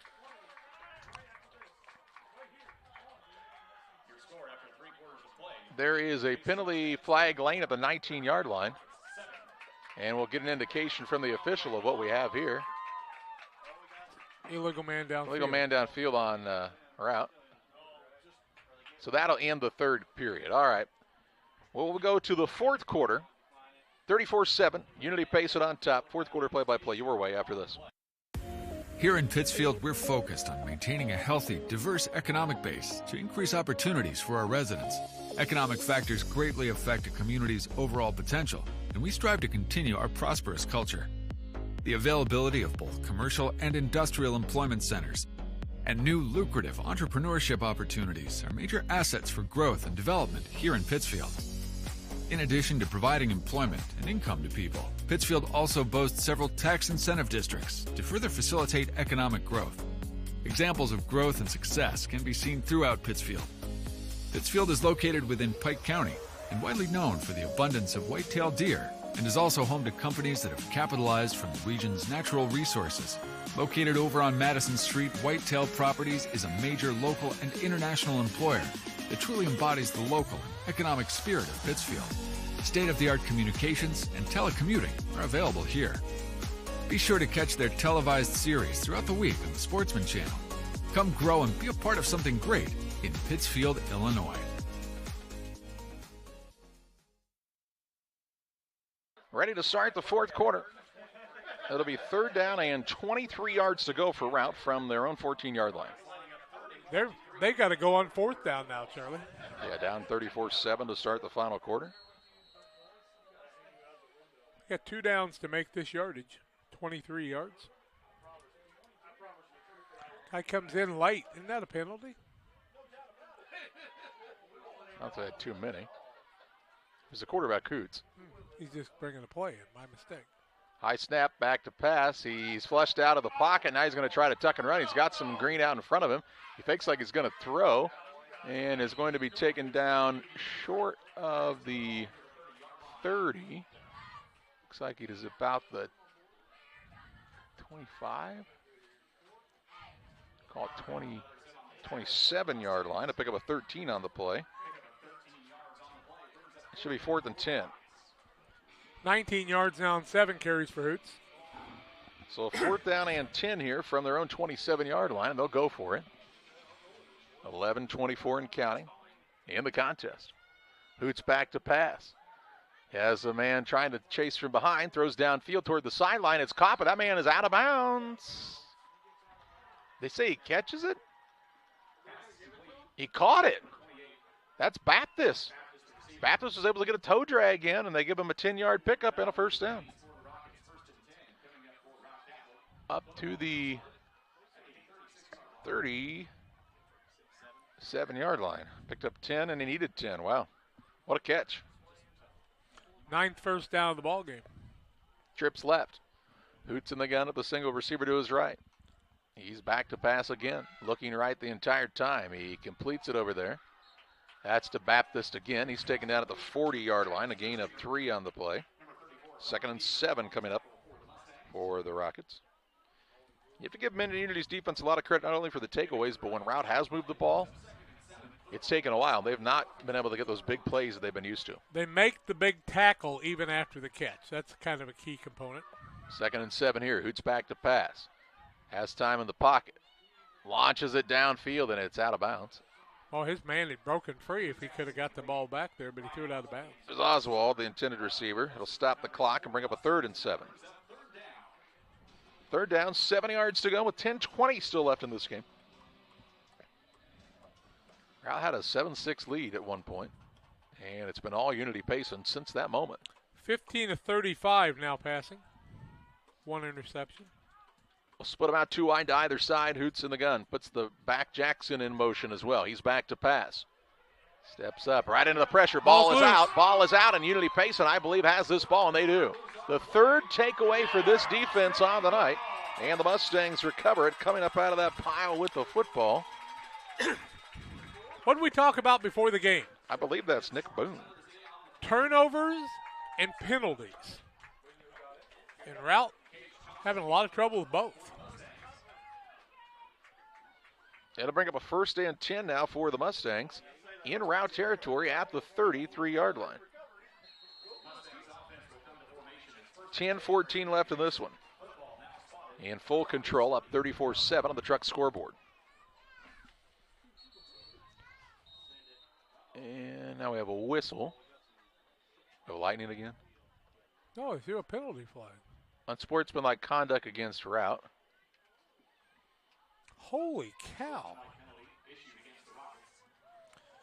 Keep your mouth closed. 115 yards. 1, 2, 3, 4, 5, 7 15-yard penalties on the night. Got to put the ball down to the 18-yard line. Yeah, just not very disciplined are this Rockets. If you're the coach, you cannot be happy about that. No. I'm sorry. I'm not trying to pick on anybody, but you can't have that many unsportsmanlike. Let alone the play on the field. You got to be upset. 3-0 team. You don't do that. Yeah. Here's Duke. He'll hand it off to Deeker, running right, breaks a tackle, keeps his feet moving, still on his feet inside the 10, and he's going to go. Goes for a touchdown. Deeker from 18 yards out, and the rout of Routt is on. 40-7, Unity Payson running away with this one. 18-yard run for Deeker, 114 yards on the night now. That'll be his 2nd touchdown. Comes in the 4th quarter with 10:08 left. And the team that was 3-0 now trails 40-7. Here's the 2-point try, and Deeker is in for the 2 as well. They add on with 2 more. On the 2-point try, makes it 42-7. 10:08 left in this contest. Glad you're with us tonight on Central Illinois Sports. Are you short on time or budget, but your family is hungry? It's time for the Maya Authentic Mexican Restaurant in Pittsfield. Try the Maya Special, a crowd favorite. Delicious grilled fajitas, steaks, nachos Mexicano, salads in the tortilla bowl, the tastiest salsa and cheese sauce around, and the fastest service anywhere. You can afford it. It's the Maya Mexican Restaurant on Washington Street. Call ahead with your order and you can pick it up in the drive-thru, 217-285-4526. The Maya Restaurant in Pittsfield. Welcome to Westtown Ford, serving Central and West Central Illinois. When you're shopping for a new vehicle, we believe you need a comfortable ambiance, dynamic selection of vehicles, competitive options for financing, and high-quality service to feel confident and stress-free throughout the car buying process. At Westtown Ford, you will find just that, a great selection of Ford models and a team that will make the process as smooth as possible. Westtown Ford Lincoln in Jacksonville, just 30 minutes away from high prices. Well, the kickoff team for Unity Payson's been busy tonight. They've put up 42 points, and Voss is now going to fake the onside and come out and now kick it deep. That'd be a little salt in the old wound, wouldn't it? Turnabout's fair play. 42-7 the lead for Unity Payson. Voss will kick it deep. It's going to be taken by Baptist at around his own 10-yard line. Up across the 20, 25, 30, 35, cuts back of the 40, 45, and is written down near the 48-yard line. Good return by Dax Baptist. Really nice return. First and 10 from their own 48-yard line for Routt. 9:58 to play in this contest. Not only have things not gone well for Routt, but they have not made their own breaks in this game. In fact, they've shot themselves in the foot over and over and over again. Just have not been a disciplined football team. If you'd have told somebody, hey, one of these teams was 3-0 and one is 1-2, you'd think it was Routt if you didn't know. I mean, just how they've played tonight. Trips left. Here's Creviston in the game at quarterback. He completes a pass to Oswald. Oswald retreats and now is taken down right at the 45-yard line. A pickup of 7 on the play to the Mendon 45. It'll bring up a second down and 7. Or second down and 3, excuse me. Picked up 7. So Creviston in at the quarterback. I think Hoots was the guy that got the unsportsmanlike penalty, so he's sitting on the bench. Creviston throws to the right-hand side. It's an incomplete pass. That'll stop the clock and bring up a third down. Well, you want to hope that it's not one that cost him play for next week. Hoots was ejected once from a game last year. Yep. And he's a good player, and you like the emotion, but you got to learn how to channel that in a positive manner. Here's a handoff now to Jackson. Jackson's going to have the first down and more as he's taken down inside the 40, down at about the 39-yard line. A gain of 6 on the play, and a fresh set of downs for this Rocket squad. 10th first down of the ball game, 6 carries, or I should say 8 carries for 51 yards. First and 10 from the 39. 9:24 to play. They'll wind the clock. Well, you never called it live, pal. That's why nobody's running it. Back to pass is Creviston. Sets his feet, throwing deep. It's a wobbler of a pass, but the man makes a nice play on it, comes back and gets it, and is going to go for the score. That is Baptist, I believe, on that side. He came back and got the underthrown ball and then scampered to the end zone. A 39-yard pass and a touchdown for Routt. Make it 42-13. 9:12 left. 39-yard pass? From Creviston to Baptist. The pass came out sideways almost out of Creviston's hand there. But Baptist did a nice job to come back and play the ball. And, man, he's had some big-time reception yardage on this season. Here comes Oswald for the point after attempt. The hold is down. The kick is up. He booms it through the uprights for the extra point to make it 42-14. 9 minutes, 12 seconds left in this contest. Routt will be kicking off when we come back. There's a road that makes all the difference between the good and the great. A road less traveled for the few who can handle the grind. One of hard work, dedication, integrity, and leadership, with a respect for heritage and tradition and a willingness to adapt. At Little Jess, we travel that road every day because we believe in that difference. And we dare our competition to try and keep up. Little Jess, serving the tri-state area since 1969.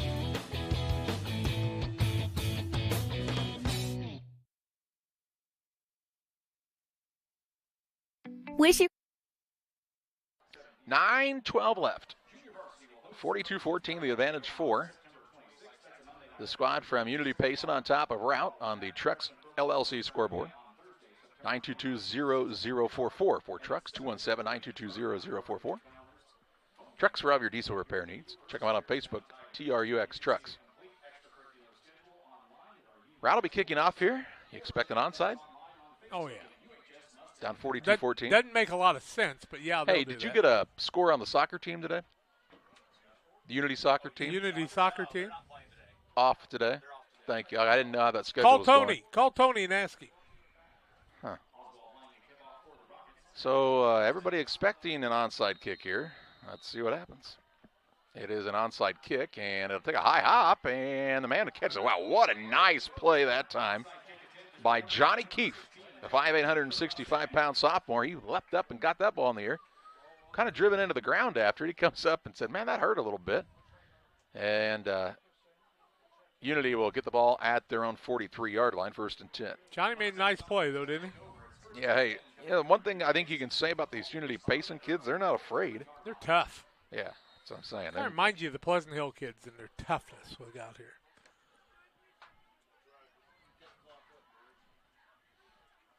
(42-14) the lead for Unity Payson. They're going to improve the 2-2 on this season, barring a major miracle. Yeah. I'd call it at this point. Duke not going to bar. Going to look to run the ball here. Spins away from a would-be tackler, and he does a really nice job of finishing runs, doesn't he?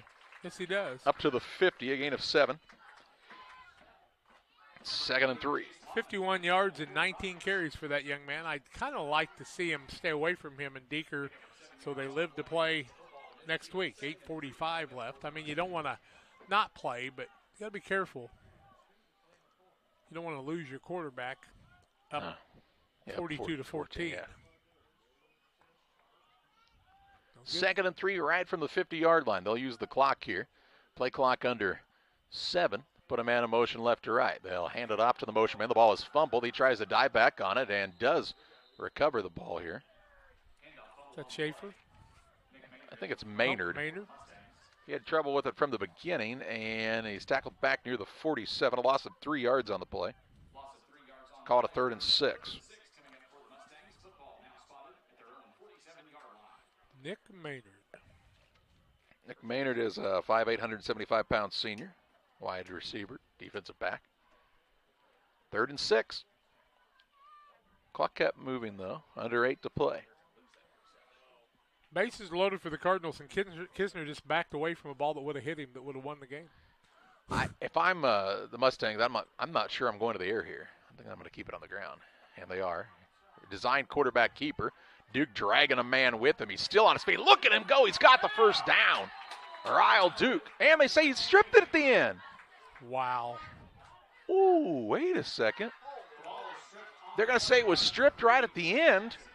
And so he had gained to the 44-yard line, had picked up 9 yards on the play, but they say it was stripped out at the end, so a turnover here as Rout's man able to take it away.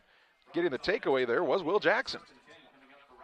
He ripped it out of his hand, so Duke fighting for the yards, and it ends up being a turnover by the Mustangs. So it'll be a 1st and 10 here for Routt from their own 44-yard line, 7:30 left. Creviston is in at quarterback. He's in the shotgun. Back to pass. Rolling to his right, the sophomore. Heaves it downfield, and it's overthrown. Intended man was Leahy that time. Incomplete pass will stop the clock. 2nd and 10. Creviston's thrown 5 passes, completed 2 for 41 yards. Just a sophomore is that young man. Counterpart threw the ball 35 times for 146 yards. 16-36. Trips right, single man to the left-hand side. Creviston in the gun with Jackson standing to his right. 7:24 left. He goes back to pass. Again rolling to his right. Sets his feet, throws downfield, and this pass is caught near the sideline by Baptist to the 45. Pickup of 11 yards and a 1st down. 12th first down. First and 10 for Routt. Clock keeps moving. Creveston looks good back there. Yes, he actually throws a pretty nice ball, I think. And Baptist does a nice job of playing the ball. They're going to throw back to the right-hand side, set up a screen here. Have a nice blocker out in front. Man still on the sideline. That's Baptist again. Makes a man miss on the cutback. Inside the 25, down to the 23-yard line. And they'll say move the chains down to the 23. A gain of 22 on the play and a first and 10 for Routt. They've shown glimpses of that explosiveness that they've had throughout the first 3 weeks of the season, but they just had so many dumb penalties, quite honestly, to put it frankly in this game, that they've not been able to put things together. I had a message last night from a listener on a private message that said, well, one of your boys said somebody was stupid. I said, no, they didn't want somebody stupid to take out the quarterback in the last play of the game. I said, if it hurts your feelings, turn it off. Pass out on the right-hand side is completed. Chains didn't go down very easy. Looked like Baptist again. He'll be around the 15, it appears. In fact, inside the, nope, he's at about, where's the ball? 16-yard line, thank you. Gain of 7 on the play. 2nd and 3. Who was that? Baptist. 2nd and 3 here. Creveston again, back to pass. Looking right, looking for the end zone on Oswald, and overthrows him there. And this will bring up a 3rd and 3. Clock stops on the incompletion, 6:21 left in the contest. It's been a long game, had a 45-minute weather delay. Without that, I'd say this game would be well over. Yep. Cardinals should have been over, had bases loaded, 1 out, and Kisner hit into a double play. We're going to the 11th. 3rd and 3 here. Creveston back to pass, looking to the right, and the ball tipped and incomplete. Got to bring up 4th down. So a 4th and 3 is Schaefer able to break it up for the Mustangs. And 6:17 left. Routt wants to talk it over. 6 minutes, 17 seconds remaining. Timeout by Routt here. Down 42-14 back after this. Like a good neighbor, State Farm is there. You've heard that phrase many times. And Rod Prentice in Pittsfield, your State Farm agent, is the guy you can count on to be your friend and neighbor in the insurance business. He has a complete line of insurance available for you from State Farm Insurance. You can reach him at 217-285-6930. Our family trusts Rod Prentice with all of our insurance needs. Stop by their office on Washington Street and see the girls. And Rod Prentice, your State Farm agent, 217-285-6930. 6 minutes, 17 seconds left. 42-14 is the advantage for Unity. Payson on top of Routt. A 4th and 3 for Routt from the Unity Payson 16-yard line after the Rockets called the timeout. What time did we start this morning? 8:30? Yep. Softball action, then football action. Seems like it's been all day. 4th and 3. 2 receivers to either side for Routt. Creveston in the shotgun. Jackson stands to his right. They try to draw Mendon off sides. And not only do they try, but they do. So that'll be a 5-yard penalty and the result in a first down, as the ball will move to the 11-yard line and bring up 1st and 10. You know, I might say you're up 42-14. Don't jump off sides. Yeah, watch the ball. Discipline at the end. Know how to finish. 2 receivers to the right, 2 to the left. Creveston in the gun on a 1st and 10 from the 11. Looking to his left. Now back to the right, across the middle of the field. A leap and a try at that ball by Baptist, incomplete. It'll bring up a 2nd and 10. Clock killed with the incompletion. Yeah, let's see. 45 passes thrown on the night. By Routt? Yep. 2 receivers to the right, 2 to the left-hand side. Here's Creveston back to pass. Now hit and taken down. He tried to step up, could not avoid the rush that time. Taken down near the 18-yard line. A loss of 7 on the play, and it's a 3rd and 17. Third down, 17 yards to go for Routt. Trying to finish off a drive here, but going the wrong way at this moment. 5:43 and counting. Creviston in the gun. Back to pass. He throws to his right, looking for the man, and it's incomplete. And this will bring up fourth down. Fourth down and 17. Oswald was the intended receiver, it looked like. 5 of 11 for him. The other man was 16 of 36, so that's 47 passes and 21 completions. A lot of balls in the air.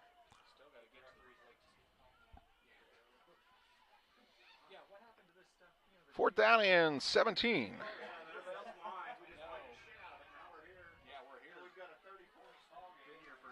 Actually, it looks like Jackson's kind of Here's hurt here. Creviston back to pass. Looking down the middle of the field. He's got his man. It's in and out of the hands of the intended receiver. I think that was Leahy. And that'll be a turnover on downs. Hallelujah. Had him right where they wanted him. Had the man open. He just could not bring it in, unfortunately. Run the clock. And they will turn it over on downs. It'll be a 1st and 10 for the Mustangs from their own 18. 5:28 left in this game.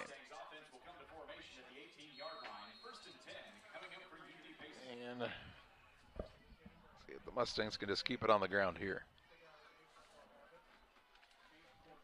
Yeah, everybody just play straight up here. Don't Looks do like anything. Connor silly. Howell has checked in at the quarterback spot. He's a 5'10", 215-pound sophomore. So he'll play the QB position now for this Mustangs team. Big kid.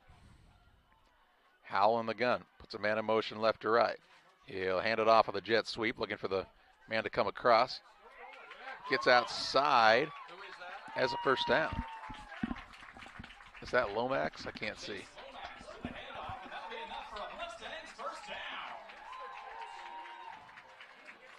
How many yards? All the way to the 29-yard line. A gain of 11 on the play and a 1st and 10. 21st first down for Mendon Unity. 5 minutes left. Trips right. Howell in the shotgun. Howell puts a man in motion right to left. That's Lomax again. This time Howell keeps it. Man, you look at this young man. He's big. He puts his head down and bowls over the guy at the end up to the 34-yard line. Is this Howell? Howell, yep. A gain of a solid 5 on the play. Up to the 35. Take your time, boys. You don't have to be in a hurry here. Take your time. The coach is saying too. 4:25 left. Second down, 5 yards to go from the 45.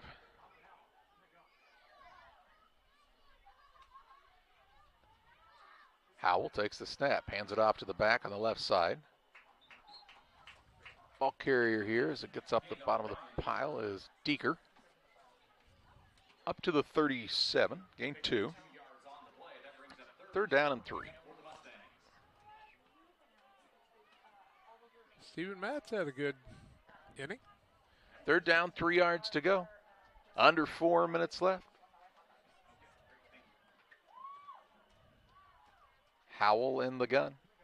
Receiver wide right. Trips to the left. Deeker stands to his right in the backfield. Howell and Deeker are about the same size back there. They'll fake the handoff. Now Howell will keep it himself. He'll be upended shy of the 40 at about the 38-yard line. Gain of a yard, and it's going to be a 4th and 2. So 4th down and short 2 here. Tell you something silly for me? What's that? Probably go ahead and run the play. I wouldn't punt. Yeah. I mean, worst thing you're going to do is give him the ball here. Fake punt, I guess. Yeah, but not, I mean, you don't want to start that far back when you only need 2. Hike it short, I guess. Yeah, that's what I'm saying. Oh, that guy moved. And that'll be a false start. Now you won't. Yep. Put some young guys in, making a few mistakes. 5-yard penalty, 58 yards of penalties on 8 flags today against Mendon Unity. On the other side, Routt 115 yards and penalties on 9 penalties. We'll wrap it all up in the Illini Community Hospital postgame show very quickly and head back to home. Understands at his own high snap. Is going to get it down. End over end kick. Leahy's going to come up and take it and make a man miss. Still on his feet. That was impressive. And is taken down right at the 50-yard line. He went down and up so quick he barely could tell he was tackled. So it'll be a 1st and 10 at the 50-yard line with 2:27 left. Leahy was tough on that one, wasn't he? Yep. 1st and 10 from the 50 for Routt. And let's see if they want to keep it on the ground a little bit here and keep things rolling.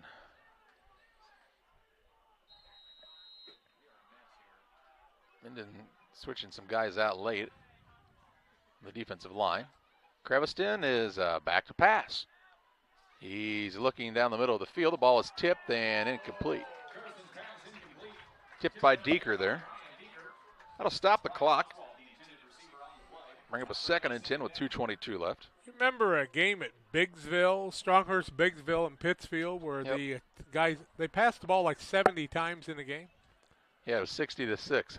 Final. And they passed the ball 70 times and got beat 60-6. Not successfully. Sometimes you got to know when enough's enough. Know when to hold them, know when to fold them, I think the song goes. That guy was an early start, and this will be a 5-yard penalty, and this will keep things at the standstill they've been at here. I'll move it back to the 45-yard line. They'll bring up a 2nd and 15.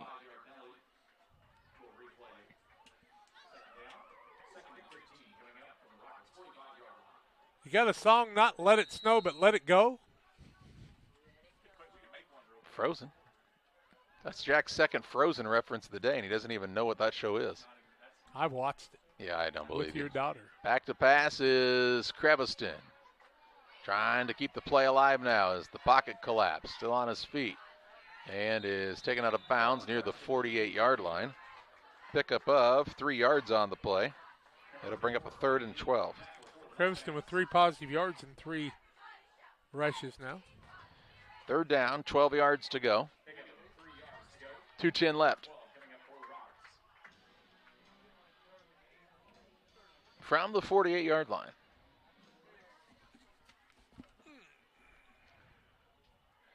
Cha-cha. 2 to the right, 2 to the left. Creviston back to pass. Here comes the blitz.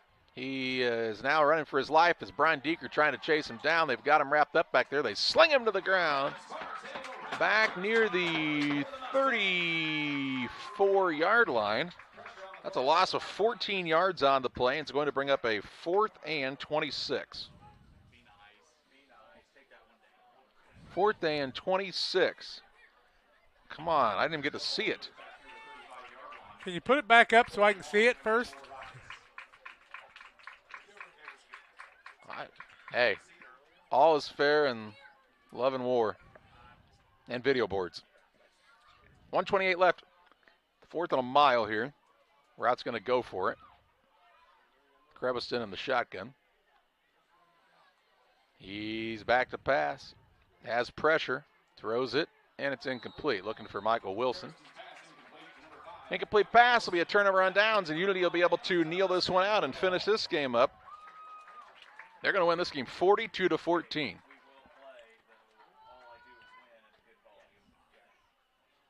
$1:14 left. Couple of knees, and this one's going to be over. In fact, they're going to say a timeout here by Unity to make sure they get the right personnel on the field for the victory formation.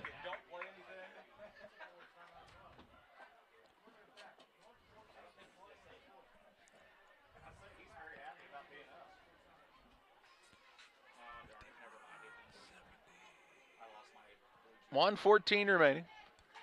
Timeout here.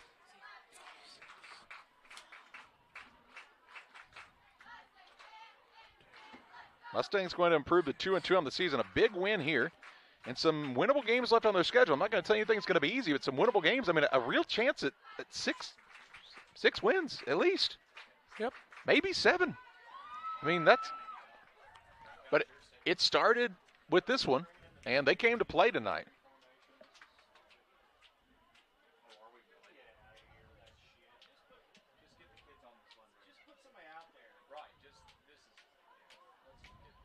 And so here comes the Mendon Unity offense for the kneel down.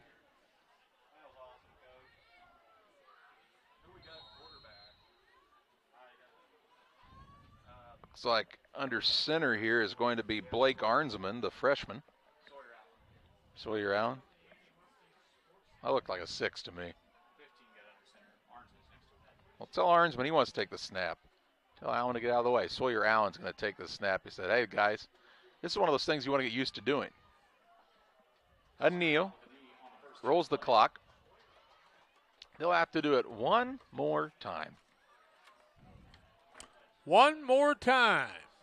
42-14 is going to be the final. Cardinals have the bases loaded, nobody out, bottom of the 11th, tied at 0-0. Who do we got up? Goldsmith up. 42-14 going to be our final on this one. Mendon Unity is going to improve the 2-2 on the year. Rout's going to suffer defeat for the first time this season.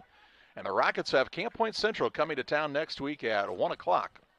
In the game that we'll have for you on Central Illinois Sports Maybe next they can turn it around. Saturday. Takes a knee, does Allen, and this one's over. We take you to the Illini Community Hospital post-game show. It's 1942 Illini Community Hospital has been serving the community with high-quality medical services close to home. Learn more at IlliniHospital.org. Illini Community Hospital is committed to providing high-quality specialty care close to home. We are pleased to welcome Dr. William Severino, urologist, and Dr. Mark Mount, ear, nose, and throat physician, to the consulting physician clinic team at the Castile Center. Specialty care is also provided for orthopedics, cardiology, podiatry, obstetrics, oncology, and more. Learn more by visiting IlliniHospital.org or call 217-285-2113, extension 3950 to schedule an appointment. For nearly 40 years, the Niebuhr Funeral Home has been serving our area with professionalism and compassion. This is our business, our hometown. You can be assured we take great personal pride in serving your family in your time of loss. We're locally owned. We're your friends and neighbors. We care about you and your family. Niebuhr Funeral Home, with locations in Pittsfield and Barry, serving our community with compassion and respect.